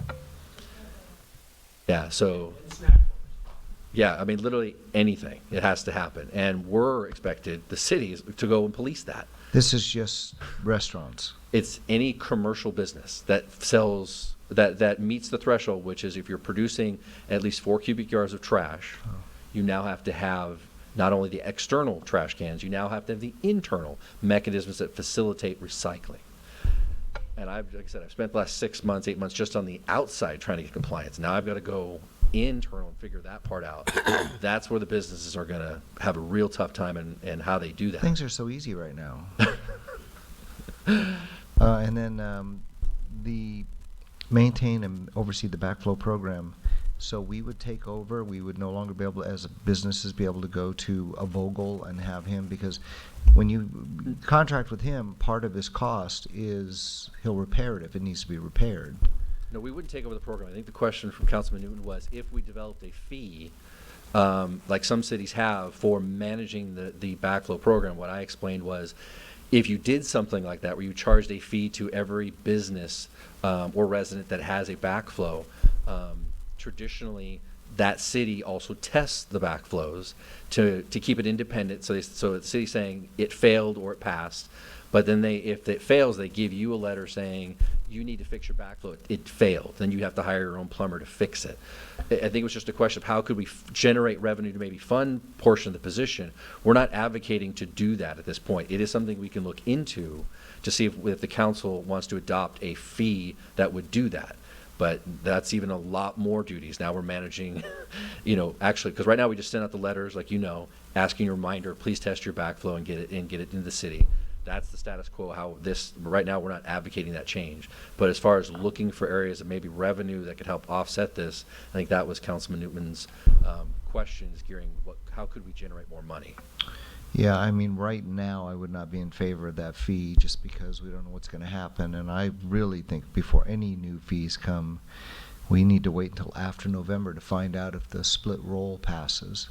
If that passes, then you might as well just kiss all revenue goodbye, because you'll have empty buildings one after another, and I'm very concerned about that. So I like this. And then the other thing is, my understanding is, Andy, only 10% comes from the general fund, so about $8,000. That's correct. While we're at that point, Chad, this is something I didn't have a chance to discuss with you at the time, or didn't even think about it. So with this position, we are going to reduce contractual services. So in the current budget that we have reviewed, or that you just reviewed, for storm drain, NPDS, you currently have $115,000 for contractual services. Is that number going to go down as a result of this, some of this work being done internally? No, it's different maintenance services that we do related to storm drain cleaning and maintenance, not the oversight of NPDS. So there is no current budget or no current amount in the current budget for contractual services. Not to at this do any of point. work. I left it as that we would likely, if the council did not elect to do it, we'll suffer through it for the first year and figure it out. And we can always come back to the council and say, we've decided we want to have contractual service. We'd like to amend the budget to add that service. But my bigger long-term solution is really we need a body. I mean, this like Robin pointed out, it's kind of a unicorn, using a phrase she's used before. But we don't really have choices. But I have full confidence that we can find somebody to fill this position. So I guess my question is, because that's a lot of money, and actually there's a lot of things coming, if we don't approve this, are we being saving a penny, losing a pound? Honestly, you're putting all this on my back to do it myself. And because that's fine. I know, but I'm just, and that's the reality, is because all of my other staff are so overwhelmed as it is in doing multiple other duties, which again, they do an excellent job and they're really good at it. But we all are just putting our best effort forward. And to ensure this stuff gets done, it's just really gonna take me to take my time to do all this. Because again, I've got so much, they're already working on managing projects, getting items out. I wish I had a better solution. But this is just the nature of the beast with what MPDS is doing to us, what Cal Recycle is gonna even dumping on us more. We need some dedication to spend it, because right now we're looking at potential citations from the state on 2 different levels, mainly Cal Recycle's level at this point, for not being in compliance. How many cities are out of compliance, do you think? A lot. That's what I thought. A lot. So, all right, well, and so the water fund's in pretty good shape, so is the sewer fund, correct? Yes. Yeah, I just meant, because 40% comes from water, 40% from sewer. You're spreading this out. Yes. Yeah, all right. That's all I have. Thank you, Mr. Mayor. Ted? Well, I got a lot of answers already. It's one thing being last. This is a 32-hour a week, or I know we don't do 40 hours, Andy, right? 36. 36-hour full-time, okay. And you already answered the question on PERS, so this isn't going to be a big unfunded liability, correct? A big, it's going to occur, but it's one of those things we have pension. Yeah. Yeah, okay. And to answer some of the other in 2018, I went to the League of Cities presentation on Cal Recycle and this program. There wasn't a city in there that was in favor of it. They all hated it, because every one of them, when our great friends up in Sacramento put this together, along with their bunch of their green friends, they put no funding. You do it, but you have to pay for it.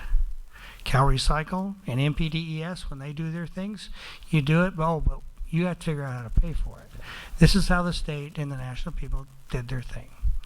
Just to that point, their primary answer to us is you could always adopt and charge a fee. Yeah, and that's exactly right. One of the things they did, and this came up at that league meeting, was what about our waste haulers? Are they going to be responsible? And the state representative says, no, we didn't put that in the law. You are. Your cities are responsible, because they're the ones that negotiate and contract with these trash providers. It's their responsibility, your responsibility as the trash hauler and your residents to pay for recycling these programs, and your restaurants. And exactly correct is they said just charge your businesses extra a year on their business fees. So that was their answer to how you fund this program, which is totally ridiculous. And let me answer, well, I already did it. That's it for the funding. MPDS does give a little bit of money back. I'll have to go at that. Yeah. So, but all the rest of the questions we're stuck where we are. Thank you. The only thing I gotta say is, I really have no problem doing this, because I know your crew is totally overworked. They're overloaded with everything, and if they don't get some help, you're liable to lose 1 or 2 good ones, go somewhere else We're definitely reaching burnout, especially with this position. Yeah, so I have no reason to do this. Give the guys some relief, and your department some relief there, the way I look at it. So what's everybody's pleasure? I make a motion to, sorry. Okay. Let's go back to the beginning, make sure I understand this. So you had mentioned that you have a part-time employee doing this right now? Full-time. Okay, so that's Jacob, right? Yes. He's full-time. He's still staying on board? Is this position, are we looking to promote within, or is this an additional body on top of? An additional, it's a second person. It's redundancy. Like I said, primarily, and I know we talked about on MPDS, Cal Recycle, those are additional things we're adding on. He's already overwhelmed in the main function of his job, which is the metering program and the backflow program. The metering program is taking a lot of his time going out there, digging up meters that are buried, having to replace them, and he's that one person doing it. And the position was created to free up public works, so they're not doing it, because they were doing it all before. But it's difficult for one person to do all that work and keep up with finance, who's constantly asking, hey, these meters aren't reporting because they're buried, or lost a signal, or a wire gets cut. You have one person going out there and doing that. So we can, to be candid, I could take resources from public works as far as the maintenance workers, but now that's less that they're doing the other duties that they need to do. I just want to be candid as far as there's other ways you can try to do certain things, but that's just one component of this overall position. You know, honestly, Jacob has changed this position on his own because of how much he can do and how well he does it. He set a new standard, so that's credit to him. But at the same time, I'm throwing even more than I know he can't possibly do, and it will burn him out, and we probably wouldn't keep him because it's a lot. Good question then, Sure. too. So then if Jacob's doing the meters and the backflow and stuff, then wouldn't it be that this position would do the NPDES and Cal Recycle? And No, then they would. Or do all- Jacob and this other person Yeah, would be a they're team? all going to be doing it together. It's a team, and they're gonna certainly Jacob's going to train up this person to do everything, and I'm going to train up both of them to do some of the things I've been doing and transfer some of those duties. But they're going to work together to get the job done. So sometimes they may be working together on meters. One person's managing the backflow program this week or that month. They're handling and changing out. They're being expected to work together to make sure all these components are getting done every month and keeping us up to date. So they will work together and determine with me and the deputy to figure out the best method of getting all these roles and duties done. What's But Jacob's job title right now? This, the It vice is coordinator. Yeah, that's his title. So it's his title. Okay, thank you. Mr. Mayor, when you mentioned the meters and upkeep on these radio transmitters, when this was put in, this was supposed to be the end-all solution for us and cut back on the cost of labor costs. Well, we see that isn't true now. If you don't have the numbers, that's fine. But can you give me an idea the percentage increase every year that these meters are failing? That we've had to that we used to be probably a small percentage a year, but now we almost have a guy out there spending half his salary on trying to update these things. If you don't have the numbers, that's fine. I mean, again, your first comment was absolutely correct, and it's one thing you learn quickly is that this type of metering system is not going to save you money. It just gets you information in an instant and at your desktop. All you're transitioning from meter readers is to people that maintain meters. So you don't save any money in this type of program. And anybody who says otherwise is not telling you the truth, because you convert your meter readers to meter maintenance people. That's really what you're doing. In regard to how many fail, it fluctuates from week to week to month, and it just depends on how it's going on. Weather's a big impact. If we've got a lot of erosion going on, a lot of these boxes get buried. So you might have several months where you're uncovering, a couple hundred easy in a month. And others where it's go for time and they're just chewing up everything. And some just fail because they're old and need to be replaced. So I don't have a defined number. It's just a lot that we're going out there and getting hand reads because it's not reporting. And that defeats the whole purpose of this program. All right. Thank you. Okay, what's everybody's pleasure? I'll make a motion to approve. Everybody in favor?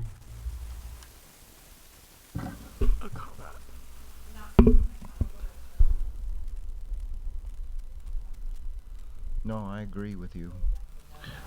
We're just going to leave Brian out in the cold.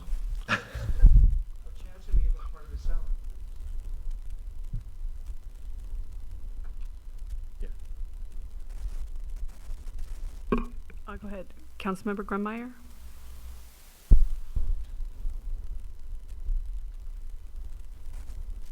Do you want to have this vote at the end then of this, and so you can think about it and look at all the numbers?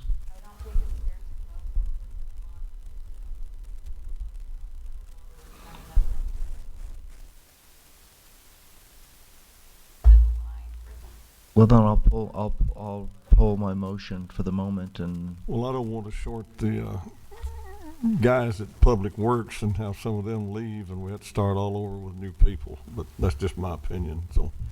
All right. And I get that, I totally get that, Berwin, but, the other thing I'm gonna bring up is there were meetings with department heads prior to the budget so that some of this stuff could be explained, and we didn't get time to get to this department either. And so that's a frustration for me when we're sitting here looking at this paperwork and trying to figure out and make an educated and informed decision. So for me, there's just a lot of parts, and I would just rather get the whole picture before I make a decision instead of getting the story in pieces.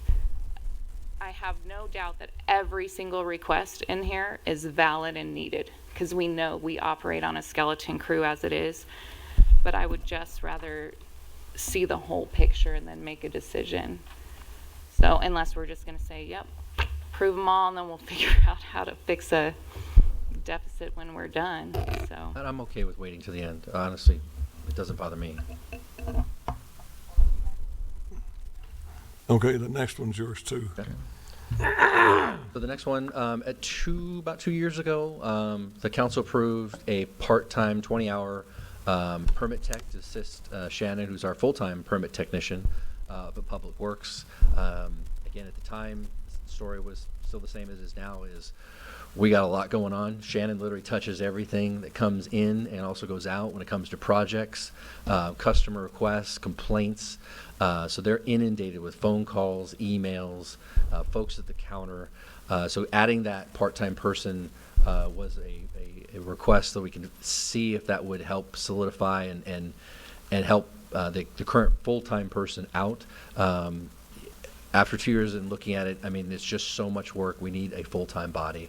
We really need 2 people to assist in this process. So we're looking to go from a part-time position, that's the additional position, to a full-time. So there'll be 2 permit technicians in this position. It is definitely a change. Again, funding-wise, it's a little bit from general fund. Most of it's from water and sewer, and a little bit from gas tax, similar to the prior request. This particular position obviously is starting, it had some funding previously, but it was a 20-hour hourly position.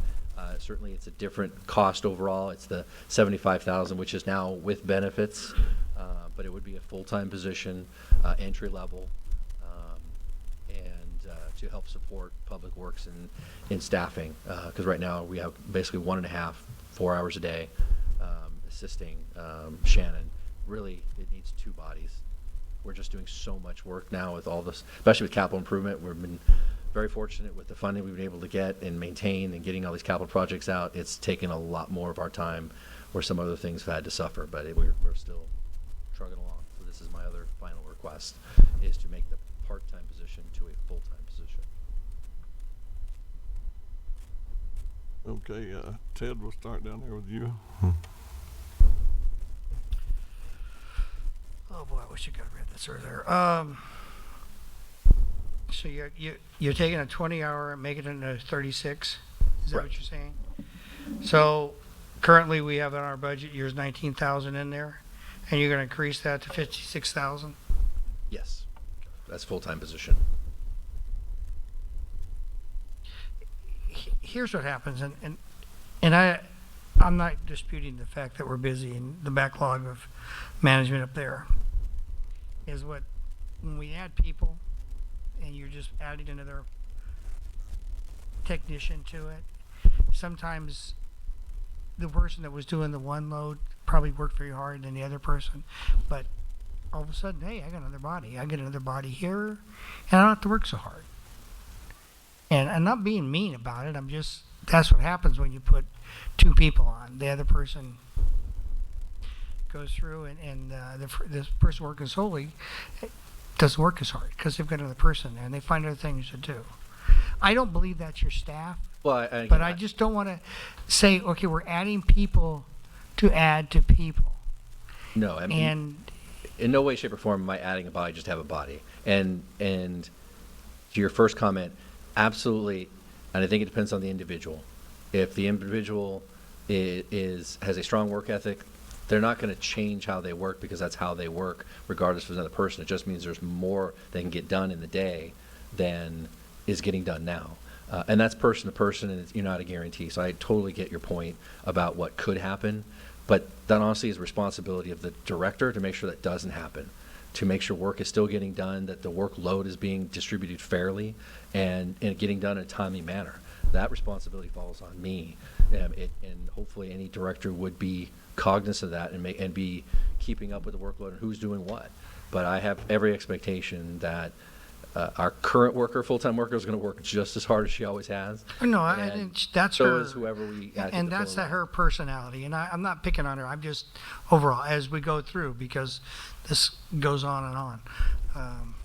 And Andy, I'll ask you a question, does that increase, if this converted existing, because there's already one person in there, and now we're taking a part-time permit technician to full-time, is that convert on the new PERS program, or if you're going to convert?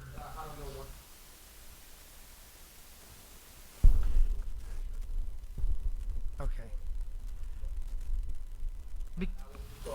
I can tell you, because of how many years it's gone on, most of the recruitments we've had come in through any position have been PEPRA, because it's usually the younger group of folks coming in, because these are lower paid positions versus Correct, and that's what high I thought. positions. Okay, that's So what I want to make sure we're not, coming in, not always, but most coming in are PEPRAs. because you don't have somebody that was, worked previously, decided to go retire or come back in, because with the 900 or whatever, how many hours you get, it really messes you up.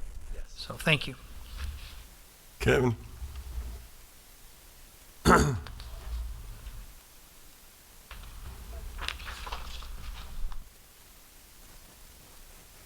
I have to admit that I do think that the administrative compliance coordinator is more important. I may be wrong, but to move the part-time permit technician, I'm trying to look at the big picture. There are some things that I think are critical in building maintenance in terms of succession planning right now, and I'm just a little bit concerned. I'm just really, we don't know. I'm wondering if something like this, if we could come back in 6 months, mid-year, and re-look at this one, only because we don't know what's going to happen. We don't know where our businesses are. We don't know where our funding sources are. I'm very much in favor, like I say, of the administrative compliance coordinator, but this one, and I get that people are burning out, but I also know that you got a lot of businesses in Norco where people don't even know. I own one. We don't even know when we can open. And so I want to kind of protect our general fund as much as I can, and I may be wrong. I'm totally open to talking to Andy and to you, but for me, this one right now is not as critical.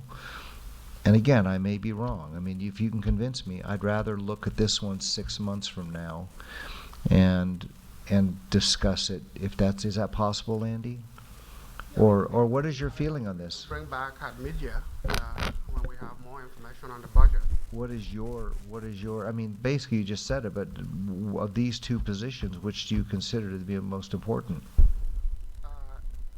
You know what? I said, I made an overall comment that anything you add is assumption of additional liabilities. I think it has to be weighed carefully in terms of its impact now and in the future.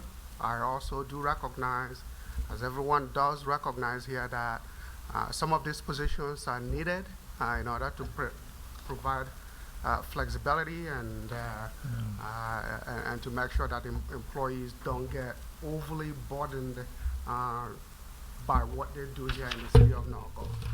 It's a priority kind of situation. What do you do first? These are a lot of requests. I get it. And that's why we're here to discuss that. I don't want to, if I was a king, I'd just filled up all these positions that I would have. Fill them all. I just don't know where the budget's going to be. Just again, if Yeah. you're giving me a choice, I would certainly fill the compliance coordinator position if I had to pick one, because that's my most dire need as far as immediate knowing the impacts of the current staff. The other one we were just talking about now, again, I believe is a strong need for what amount of work that we do. I don't want to take that away from any other department and their same concerns. But my job is to advocate for them and what they need, what I see them go through every day. And I don't take this lightly coming here because I know the tremendous pressure you're under, especially in this time. But at the same time, I need to move forward. And I'm fine if you want to bring it back another time. I'm just here to present it, say that I advocated for them. For me, I would like to look at this 6 months from now, and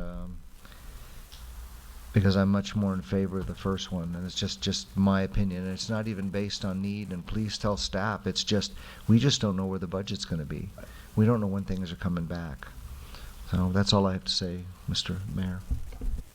Ron? Chad, question for you first. When you added the additional part-time, what return did you get on that investment? Like, how many more permits were processed or whatever with that person coming in part-time?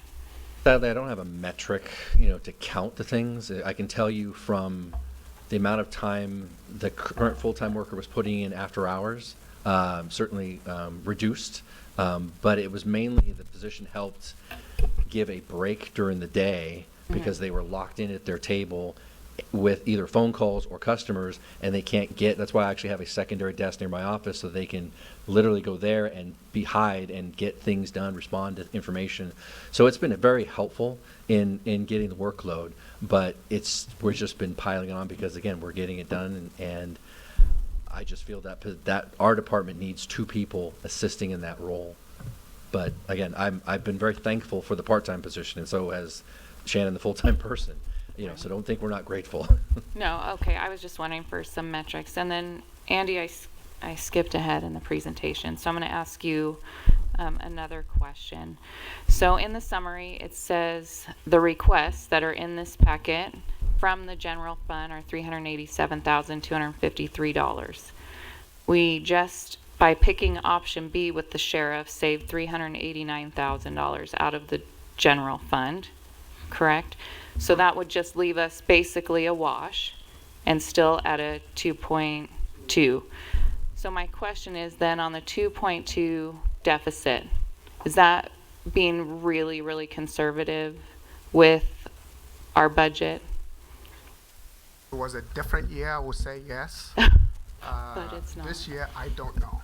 Okay. I think we're putting the budget together based on the best information we have available at the time we put it together.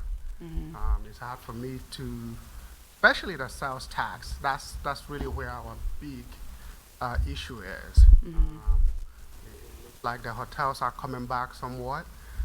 Sales tax, I really, because of how big it is of the total general fund revenue, I don't have a feel. We've placed it as conservative as we think based on the day we put this budget together. But I really don't know. Okay, I guess. Can be more helpful, but really, Right. we try to be conservative when we estimate revenues, but this is a different year. Right.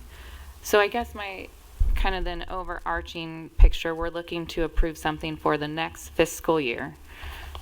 We know regardless, we're probably going to take a hickey of some sort because of the way things are going. If the economy is to turn around within the next fiscal year, which I would assume it will, then going into the 21, 22, right? If we added this stuff and kind of kept our budget status quo, we could potentially look at a balanced budget maybe, or just a reduced deficit. If, again, I know you can't see the future or anything, but in your best estimation. So, as long as the increase in expenditures are offset by increase in revenue. Well, that's the typical economics answer, right? I got that part, Andy. I want some forecasting here.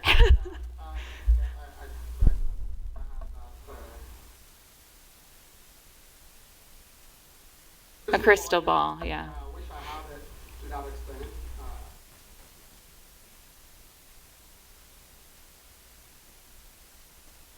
In a quote-unquote normal year. Well, if quote unquote normal year, Uh-huh. typically where we are with revenues right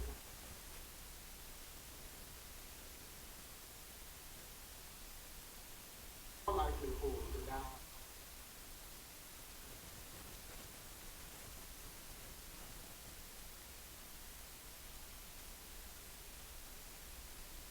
off by about Mm-hmm. and what happens.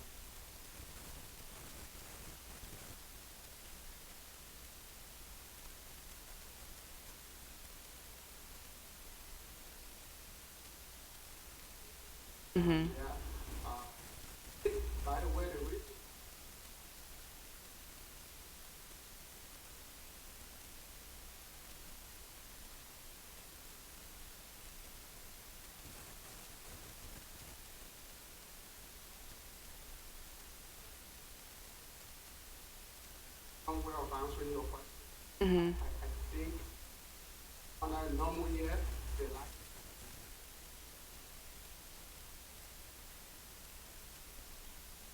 A max, okay?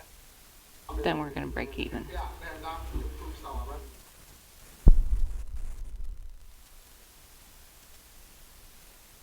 For example.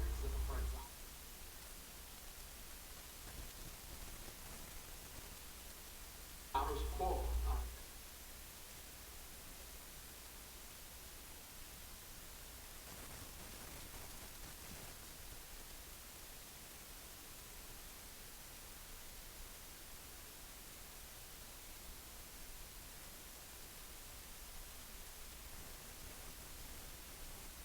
Change. Move that revenue. Was the vitamin place included in your projections for next year, that potential revenue, or no? No. Right.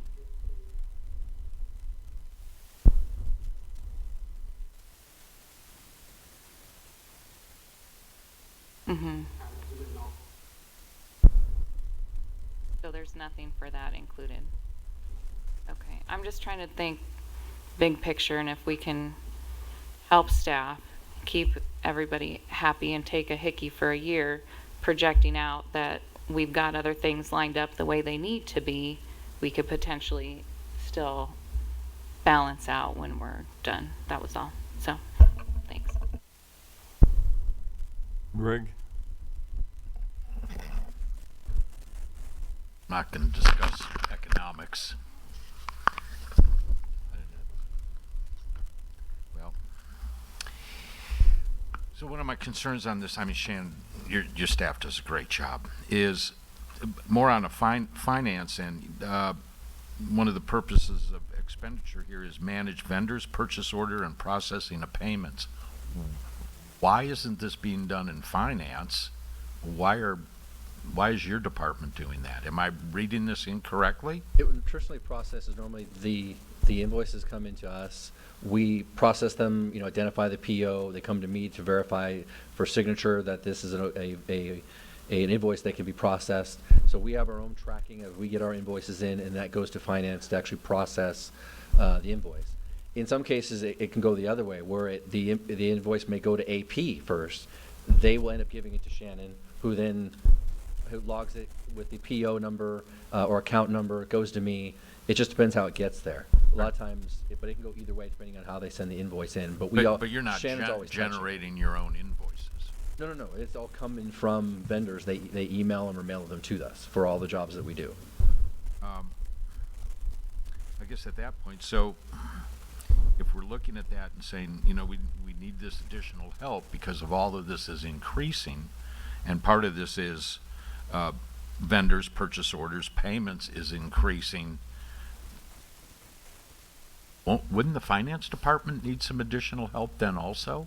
I mean, if that workload's included. Yeah. Yeah. Okay, but it just kind of seems like we're dumping that. No. Yeah. You see how I'm looking at that? Oh, no, I like, totally I understand. need help because I've got all these new.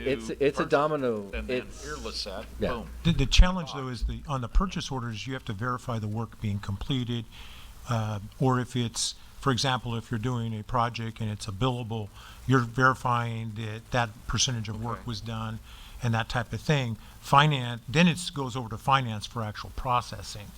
But you're somewhere increasing you their have to workload administer if this that is work. Oh, yeah. increasing. No, and again, that's part of that workload, and I believe it's part of their determination as they're doing certain things with departments. That's how they allocate the cost for what's going on. Is we're burdening their time. But again, for us, it's more of we touch as far as the permit tech touches everything as it goes out as a project and as it comes back in as a project. Right. And if we do it right, hopefully it doesn't burden finance. But we have plenty of hiccups where they're sending stuff back. This is wrong. This is right. I mean, that's. So we definitely take up their time and resources, so I'm not going to say that's not the case, and they could use extra help too. I need to just add one thing. I'm getting emails from community that we're not speaking into our microphones, so please make sure you turn on your microphone and you speak directly into it, because the live broadcast, I've had a couple emails already. Thank you. Thank you, Chad. Fair. Kevin? Sort of tagging off her request, is there a technology that we could use that might help you, that might save us money in the long run? Not that I'm aware of. We can certainly look at, I mean, the technology we did add was Lucity. That changed the game for us as far as managing the work orders and requests that come in. So now a lot of them come in from the app into that, but we still get phone calls. We still get emails where we have to manually put those things in. So I don't know if there's anything particular. We could always look into it. I'm just not sure what that is, because a lot of it's really just processing invoices, and permits and records requests and collecting the data and copying material and scanning items. It's a lot of manual work that we have to do. Thank you. That's all, Mr. Mayor. Okay, that's all we have. We're going to skip this one until we get down to the end. All right, Mr. Petrie. Good evening. They took up most of your time, as you know. Again, it's been a challenge, I think, I think Councilman Grumeyer brought it up. As part of our review, this pandemic has really affected us being able to sit down and look at things and talk and strategize. It doesn't take away the fact that there are needs out there. And this request that I'm actually identifying here with you tonight is in building and maintenance, and this is for a full-time building maintenance supervisor. This particular person,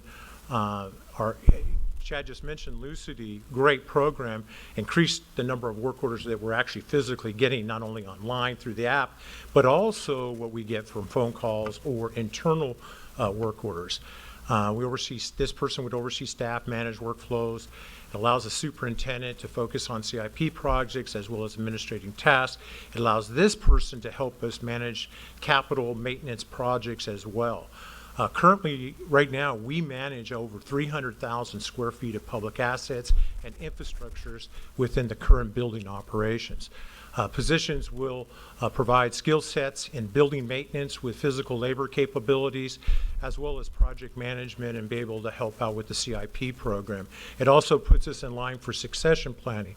One of the challenges I have here is I have a parks building maintenance superintendent, and then I have 2 20-hour employees to manage all of that. I just laid off our 120-hour employee because he reached just at the 990 hours. I can't have him go over 1,000 hours.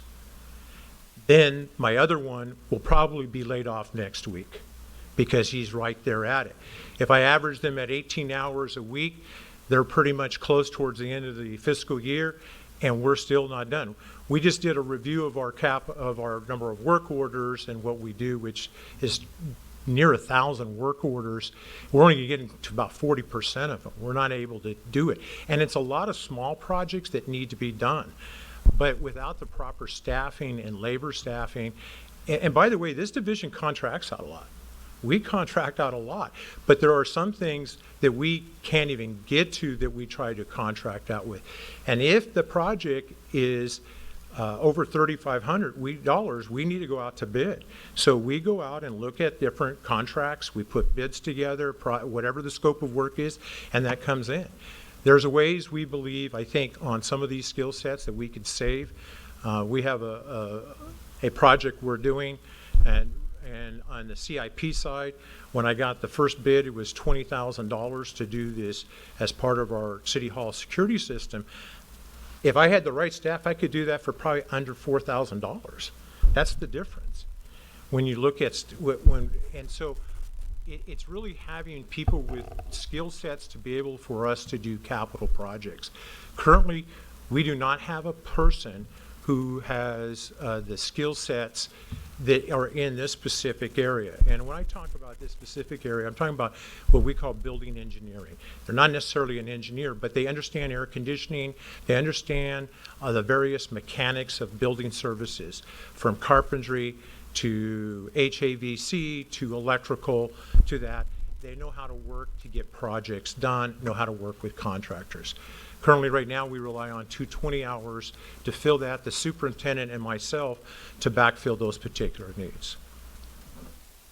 The project here would be funded 80% out of the general fund and 20% out of CIPs, projects in which they would be engaged into taking that particular CIP project home.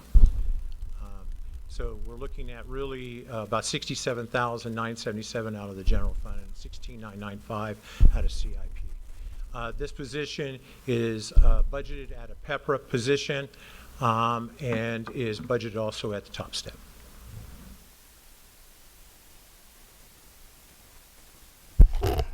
Okay, Ted, we'll start with you. All right, Brian, you brought it up because you went from adding a full-time building maintenance supervisor. That's an addition. That's a new position, correct? It's a brand new position, yes. All right. So, have we ever had one before? No, we did have a full-time maintenance worker, and he did have at one time. He had some of the skill sets more towards the labor side versus being able to do administrative work and projects. How long management. ago was that, please? This was when we were in our cutbacks. So this was probably RDA funded. No, Okay. no, it was general fund. And what ended up happening in that position is that he retired and we didn't backfill it. Okay. And since you brought the other two up, and in the interest of getting this thing done, we're talking about the two positions that you had there. You want to convert from part-time. This would be the next one over. The two that convert to 20-hour one. Mm-hmm. Is that Caesar and Tom? Is that what you're saying, those positions? Yeah. Okay. Which both those guys bust butt. I'll be honest with you. They do that. Yeah, my challenge is in positions, particularly on the part-time position, is getting someone with skill sets for what we're paying part-time, and then being able to try to get them to be able to do it, because it just, there is so many work orders that come in from all of our public infrastructure to deal with, and we're never able to do anything proactive in this area. So, and let me, because we want to get going on this.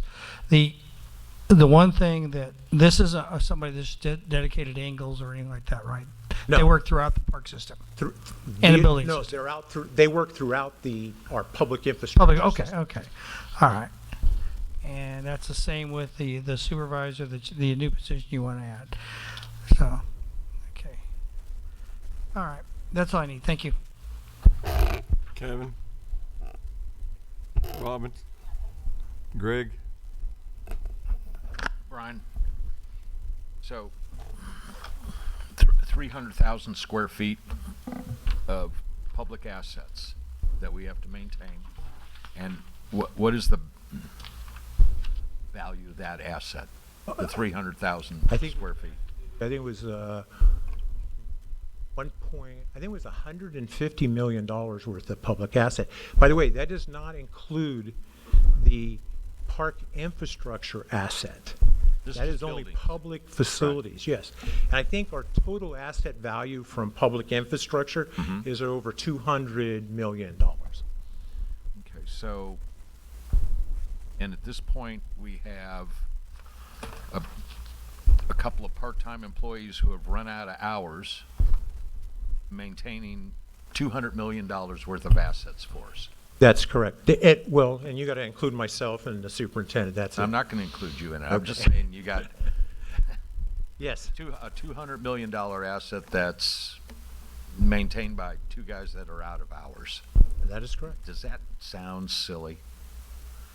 That's why I'm here talking to you. Yeah. I know the type of person that you need here, okay, that, it's like, somebody with overall construction skills, and two people would barely just be able to keep up. But part of that is like, I'm going to agree with you. You need some real help with this. But the size of that square footage and that asset, I think almost, and it's kind of an Andy thing, needs to be broken out as a separate department, or somewhat, so to me, it should almost be standalone. Yeah, In a well, sense. I'm not talking about the overall supervision. This division but- is separated from the park operations side. So this is just totally public facilities. It includes all of our utilities, everything are included in this division. So when I sit down with our superintendent, we were looking at this, we do contract out a lot. The problem is being able to manage a contractor, open a building, get a contractor in there. We do a certain amount of work. If that work is beyond our scope or beyond, I'll give you the most simplest one, backed up toilets. If we can't snake it more than 4 feet and there's a bigger problem, we bring a contractor in. Right. And so by the time that you do all of those things, you run out of time. And you can't get to the things that need to be done, from changing light bulbs, ballasts. Well, yeah, look at this ceiling. If those grills could be any darker, there'd be no airflow. I mean, So, and that's really the challenge we have, is that proactive stuff. Right. Our janitorial service, which is in this division also, that's contracted out. But it's really hard to manage them because we just don't have the manpower to watchdog all of those different things. And so it is where we are. I think from a division standpoint, this division is fine on a standalone. The difference on this division, when you look at it, and we were looking at the budget pie, and I think Councilman Bash brought it up last time, the budget pie shows this as the third largest really division in the city, but also we have Ingalls as part of that. So only half, a little more than half, is really made up of this operating budget. A lot of our costs are in contract services here, building grounds, and then utilities and things like that. And by the way, in this situation, as Chad raised, all of the city backflows or infrastructure backflows, we manage all of that ourselves. We go out and get the contractor to certify those on an annual basis. If there's a repair needed, we'll handle the contractor to do those. And that's for all public facilities, and then our parks are in the other division for backflows. I can belabor this one. I'm good. Mr. Mayor, one other thing for it. Brian, with the COVID-19 and you lost your sheriff's labor force, did that, just how much impact did that have on your hours and the workload? Because I know those guys are reassigned and they worked up, and he's already saying huge because his guys are out fixing trail maintenance because they didn't have anyone else to pull them. I know your guys, Caesar for one, was out helping guys up there because there were no court workers to dig the trench. So what we do, those things happen. you're absolutely right. So, we got to get the job done. So we'll take this person because this priority pops up, it's higher. We send all the workforce, whatever we have left, to go do that because we do not have the court service workers. And the big another one that hurt us was when we lost the CDC crews temporarily right now too. They deal with, particularly with our fuel modification process and doing that. So my question is, eventually we'll go back to a normal. Is this something that is so immediate, or are we at a point where what's going to happen with the normal?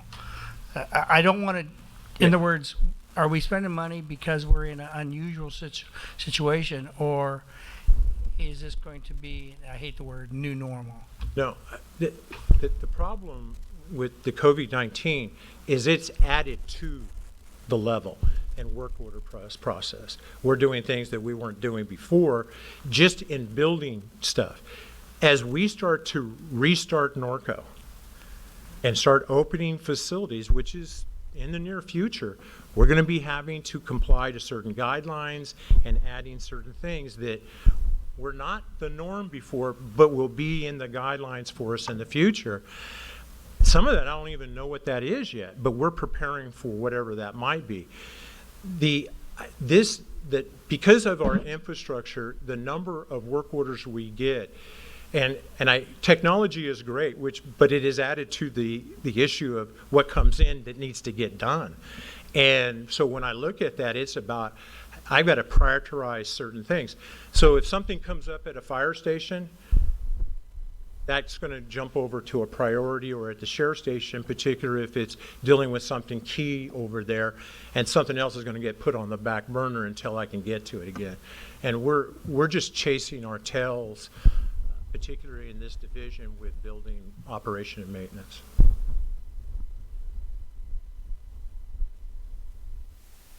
Okay, Next. we'll, The next request I have is in the I got one 7th. more, Oh, Brian. okay. One more question on this. I'm going to go back to what Chad had requested in engineering, and this was managing vendors, purchase orders, processing the payments. In building maintenance, that maintenance supervisor would be also doing that same work, correct? Purchase orders, processing the payments, things Right. like that. Which also means, I don't mean to be bagging on finance here, but that's increasing more work again for finance, okay? Which I'm not seeing any request in here for that additional burden that we're throwing on the finance department. I guess the difference for us a little bit is that when we're processing, we're reviewing the actual work done, the scope of work, materials, time. And if I do it on a T&M thing, I make them log in who is there, who's not.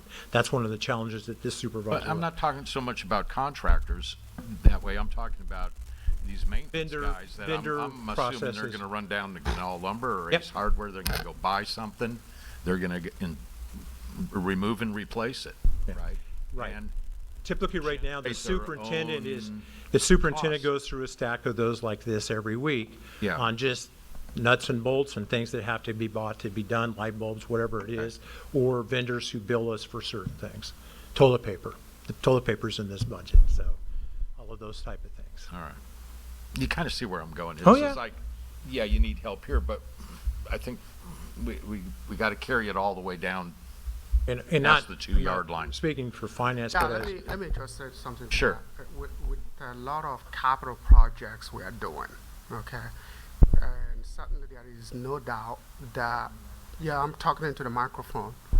Certainly no doubt that the workload in finance has substantially increased, and I've had that discussion with the finance director.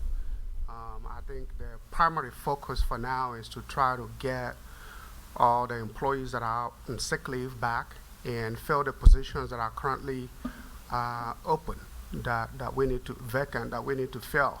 And then my direction to her was then we can sit down and evaluate and see what we really need.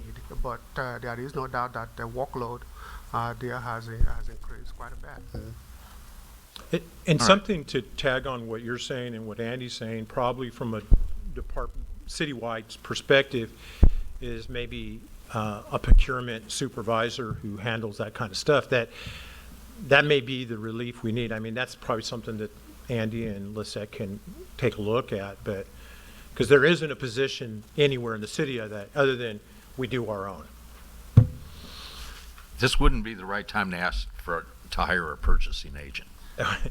Well, I think that's part of the analysis that Right. needs to happen, and, what does that do to help everybody keep the wheels moving? Yeah. Which a maintenance supervisor could be capable of doing that for his own department. Yes. okay, next page, Brian. The next request is park maintenance. We have a 20-hour part-time person. We're requesting to convert this position to 32-hour. They primarily do all of our inspections. They fulfill any work orders in the parks as far as delegating that to contractors or primarily to Brightview. They work with the superintendent. A big issue we have is our fuel modification program in the city and trying to stay on that. We are so far behind on this right now. And until we have a contractor who goes out and does parts of but then there's a large part of handwork that is done. That is typically done by our CDF crews, and since they are not active at this point in time, we are all just suffering from that down during this pandemic. This position goes out and does also playground inspections. They do all of our inspections to make sure the environment when people enter into the park is a safe one. They can also do maintenance items that need to be done immediately or that type of thing. We already have a 20-hour position. This would be to take them to what I call a year-round hourly person, which is part-time. Okay, Greg, we'll start with you.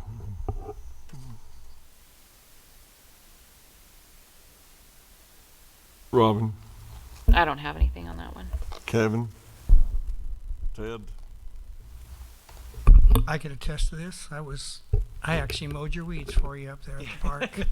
I included this one in our last conversation. That's why I lumped all three of them together. Thank you.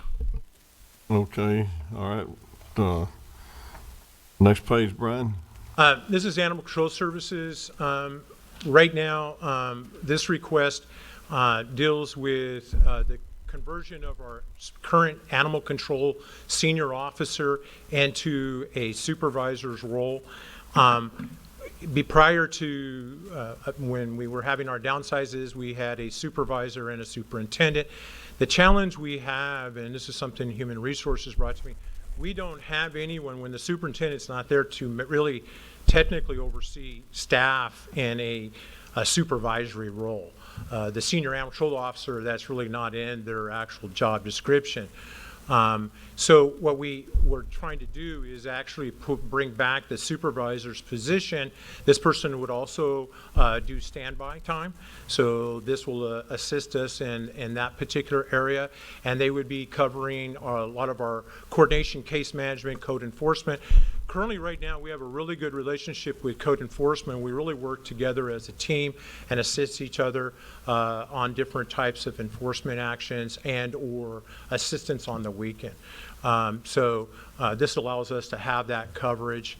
As you can see, the actual salary here for that increase is $10,460. That's the $74,512 is existing within the budget.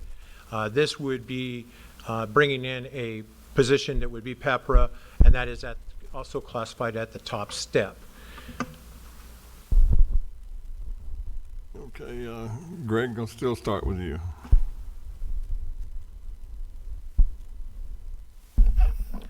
I'm fine with this one also, Mayor. Robin, Kevin, Ted. Okay, so I got a question. Melvin is our Superintendent. Okay. And you're wanting to bring in one that's one step below him. That's correct. Yeah. Be a supervisor. Do we have anybody in-house that you had in mind? There could be. They would go through the process. We would open it up. We're going to ask for certain levels of experience, being able to supervise individuals. We have one officer now who's been with us for a while.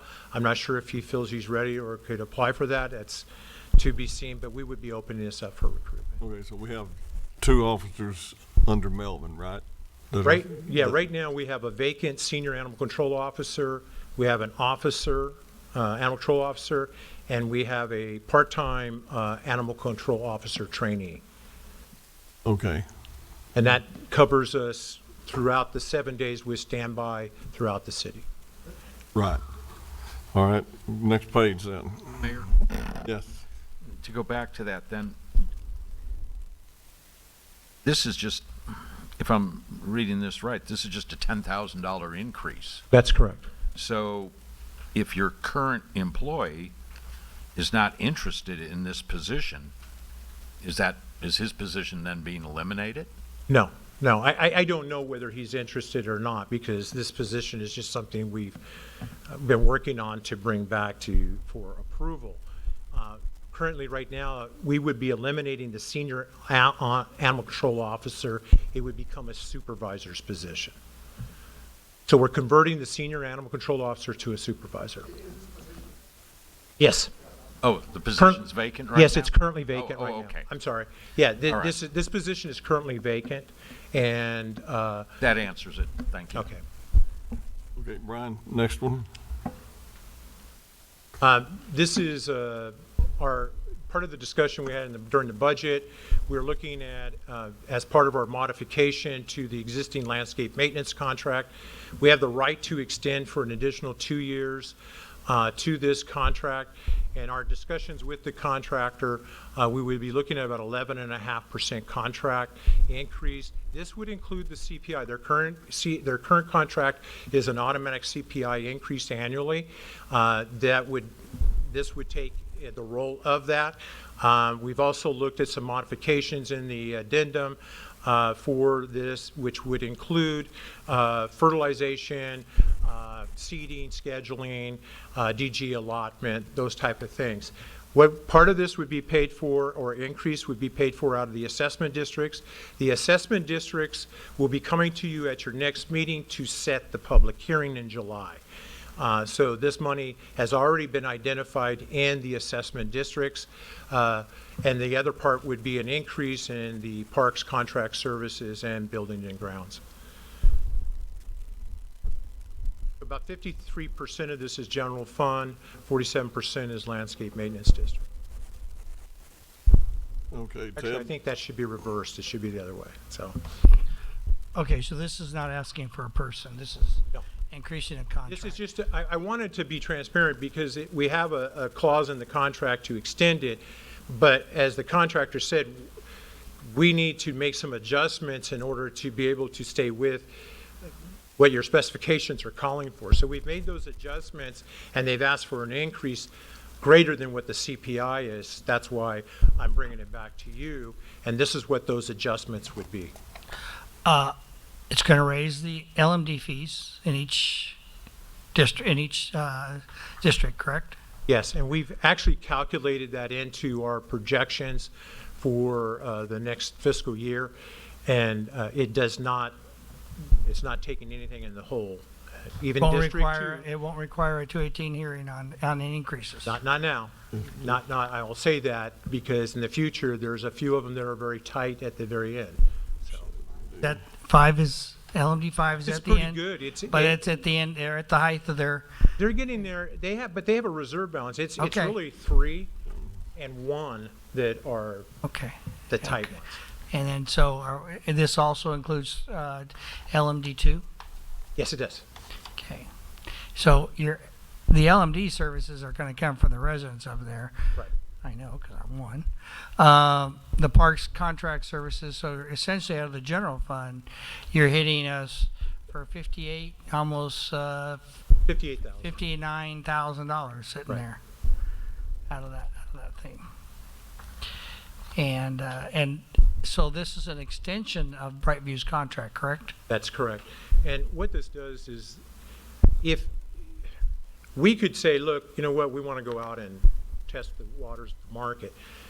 My analysis right now is we would be paying probably higher than what this $110,000 will be if we do that.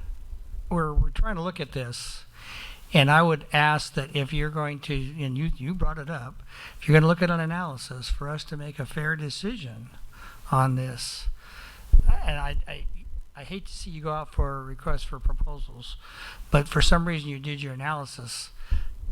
Can we get a copy of that to see what we're really looking at? I mean, as far as that, I mean, we're actually increasing Brightview's contract by $110,000, but I'm sitting up here along with the rest, the 4 of us, and based upon what you're saying, but we don't have an analysis on these other people that'll do it. And it just makes it more difficult to do that, extend it out without that. Kind of hard to do an RFP and then compare that way. What I can do, though, is I can use what Nova has in the look, and I looked at this from the trail standpoint. The cost that we pay now with our other trail contractor versus what we pay Brightview is about 10 times the cost. So it would be very unlikely we will get a price that we pay today, even with 11% increase contractual to trails. You're not going to get, unless you just drastically change the service of maintenance. I'll remind you that this is just a budget item. Okay. That the contract you're going to get to see in the analysis and all that stuff when the contract actually physically comes back to you. So because I'm up in the LMDs, I can't even vote on something like this, John? Is that what you're telling me? I mean, No. I know. No, what I'm saying is that this, all you're doing is putting a place marker for this amount in the budget. You're not approving a Okay, contract okay. that increases 110,000. And- that contract will come back to the city council. Okay. Well, I know that because of the COVID, none of the LMDs, the people living there, had a chance to even look at any of this, but that's not that bad. Thank you. Kevin? I'm in favor of this. I do have a couple of questions. The DG allotment, what does that mean? More DG and Current right now, the contract, the way it's designed, is that DG is, if there's low spots, we can ask on demand and have it brought up. They're saying that should be really an allocation of amount annually. The challenge, particularly in the hills, is that when you have a major storm series and all of that washes out, it's very hard for the contractor to say, okay, now I need to bring you 200,000 tons of DG. That's just Mother Nature created this, not me. Yeah. So that's where we have felt. Now, assessment districts, and District 4 is probably the biggest challenge one. LMD 4 actually has a fund balance just for emergencies during the rainy season. So they're in really good shape the way they do their district. The other ones are a little tighter. Currently right now in the assessment districts, and we are up holding the contractor to bringing DG in all over the district and regrading it. That's one of my issues related to this, to us going on and extending the contract, is I want certain standards met before we go that way. So they've committed to get things where they need to be. So that's where Todd and his team and Bob are really working very hard and holding their feet to the fire on getting to that level of standard before we extend this. and then if we forget the 11.5, what would the CPI annual increase We'd be be at around 3%. per year for the two years? That's what it's averaged, I would say. You know, I think we're at. So they're really asking for a 7% increase. Right. Yeah. I think That's all I it's have. 2.7 something right now. That's all I have, Mr. Mayor. Robin? Greg? And I'll take this as John said, this is just a placeholder for now. But I agree with Ted that on the topics of, what this is going to do to the LMDs, and especially LMD 2, that's in a repayment plan because that LMD is in arrears. Yes, sir. The 11.5% CPI increase seems a little stout. Also, when you say that our other contractor that's doing the trail maintenance today is 10 times less than Brightview. No, I'm sorry, 10 times more. Oh, 10 times more. I thought Brightview was higher when they bid this. Now, Brightview's at about 0.0095, so 9/10 of a penny. Per square Nova foot. is about 10 cents. Okay. Just for clarification, when we took the trail rehabilitation out to bid, Right. yes, Brightview was higher than Okay, Nova and that's maybe for what that. confused me. All right. Okay. So I'm holding the existing contract. Thanks, Chad. If you were to look at my square footage cost at 0.0095 and I added 11 to it, I'm still right there at a penny something, Right. which is in nowhere compared to what if it would cost if we went out. Okay. And by the way, this contract includes sandbagging, includes also that every driveway after a major storm is made sure to be reopened. There's a lot of ambiance. Cleaning that's out put the in. drains. Yeah, and Yeah. it's not in the normal contract. That's on their punch list to be done by June. Otherwise, they're going to get a deduct. Thank you, Brian. Okay, Brian, one more page, and then we got a break for closed session. This is for our youth and adult sports program. We have a 20-hour part-time sports specialist. We're requesting to bring this person to 32-hour. In the last 24 months, we've had to replace this position 4 times. It is hard to find people who go in, set up all of our leagues. We are now primed and ready to do volleyball, pickleball in the gym, and also our basketball programs. We're gearing up actually, and I think after this particular situation with the pandemic, I see that even with all that's gone on, I see a rush into particular youth sports, get the kids back out, get them playing. So I could see our numbers actually growing, not only ours, but everywhere else. So we're actually planning for it. My challenge is 20 hours a week. It's very hard to do that. And there's a revenue side of this that we haven't even really explored that this person could help us with. So this is to actually take a 20-hour and move them to a part-time 32-hour person. Okay, Greg, Robin, Kevin. I'm going to make a suggestion. Since this is just a placeholder and we're not really approving anything, maybe what we should do is placehold all of these, and then we have the opportunity to talk to Chad, talk to Andy, because I saw some questions. And Actually, it is important that the city council provides some direction tonight on these items. The reason being, if we are going to be bringing back to you a budget next 2 weeks, we need to know the budget that we are bringing to you. The budget has to be approved before June 30, and that means it needs to be approved at the next city council meeting, unless we decide to have another study session between now and June, the next meeting on the 17th, I believe. So it is important that we get some direction on this so that we can. well, we can always change our mind, right? I'd like to have that extra meeting because we still got all of this to go on.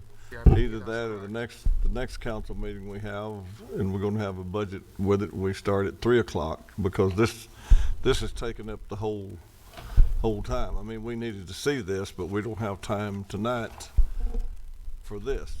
So if we need to have an extra meeting or add an hour to the next deal, what's y'all's pleasure? You want to have an extra study session? I don't think we have a choice. Can I finish with Brian real quick, since then we'll get to that, because I have a question on that. You won't remember it before the next time? No, the youth. We're on youth and adult programs, and so I just want to ask him. Yes, sir. I'm trying to think of the guy's name that's in there right now. Jamie.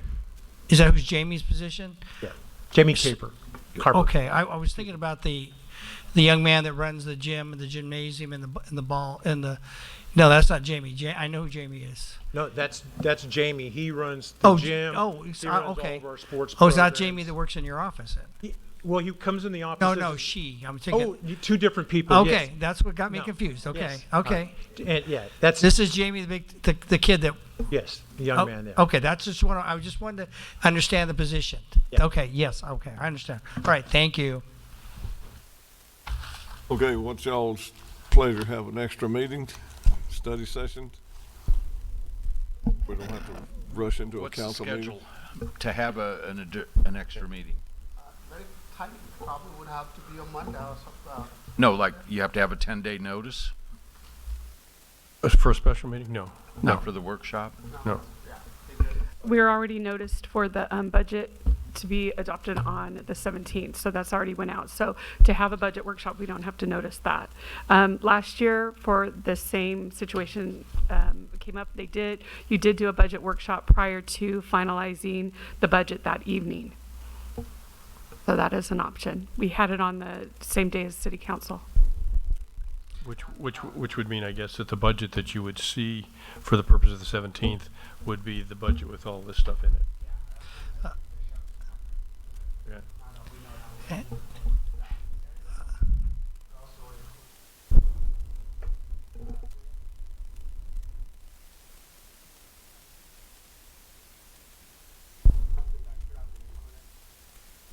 And we didn't include it, it's just so that you are made aware of that specific cost increase, because it's above and beyond what the cost increase typically would have been.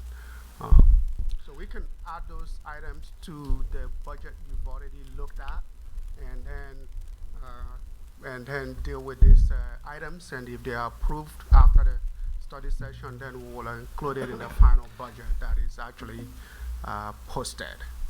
What day do you want to try to have that extra next week? The suggestion right now is to have a study session prior to the meeting on the 17th. Same day? Okay, then I suggest we, instead of starting at 4, we start at 3, so we got time to discuss this stuff. Mr. Mayor, is there a way, we're sitting there with, looking at our agenda for a 7 o'clock meeting. We got one item, which is essentially on there, and then plus the consent calendar.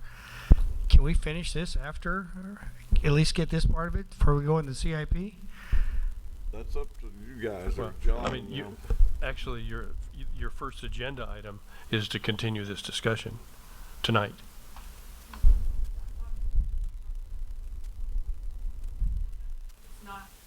It's not agendized. Would they have to ask for an emergency item added to the agenda for this evening?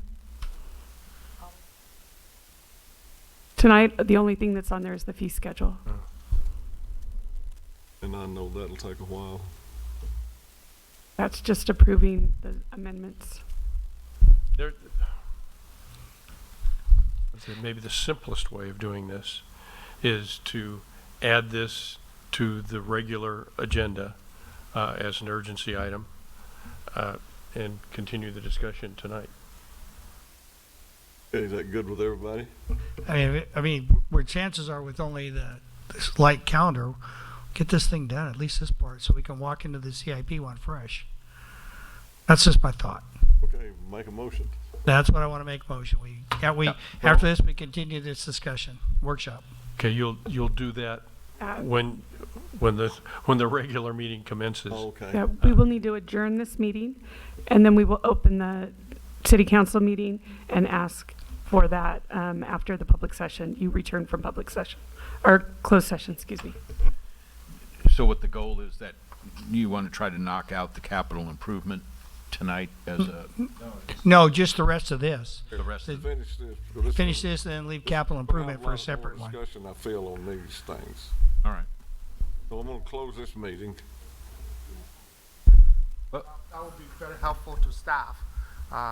We can do the capital improvement program budget on the day of the budget adoption.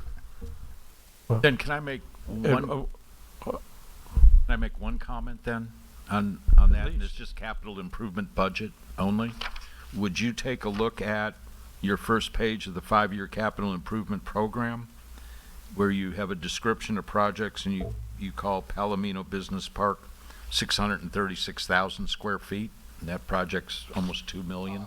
This is just what we expect to happen next fiscal year. Okay, all right. Okay, I'm gonna close this. okay, Right. before. That answers and my question. Berwin, before you do that, again, there's just an option. That there's nothing wrong, I mean, the fact that it's 6:30 doesn't mean that you have to stop. I mean, if you think you can knock out this thing. There's no way this will get knocked out in 30 minutes, I guarantee you. Okay, So I'm this gonna one. stop this meeting. okay. And then we'll start the closed session, and we'll come back at 7, because I'm not gonna be like some of them old councils that stayed in closed session till 7:30 and everything and caused a ruckus when it's advertised. At least we to don't have a start. ruckus. No, they will be. They'll be calling you. I'll adjourn this meeting, and then we'll Thank you. open the meeting to go into closed session.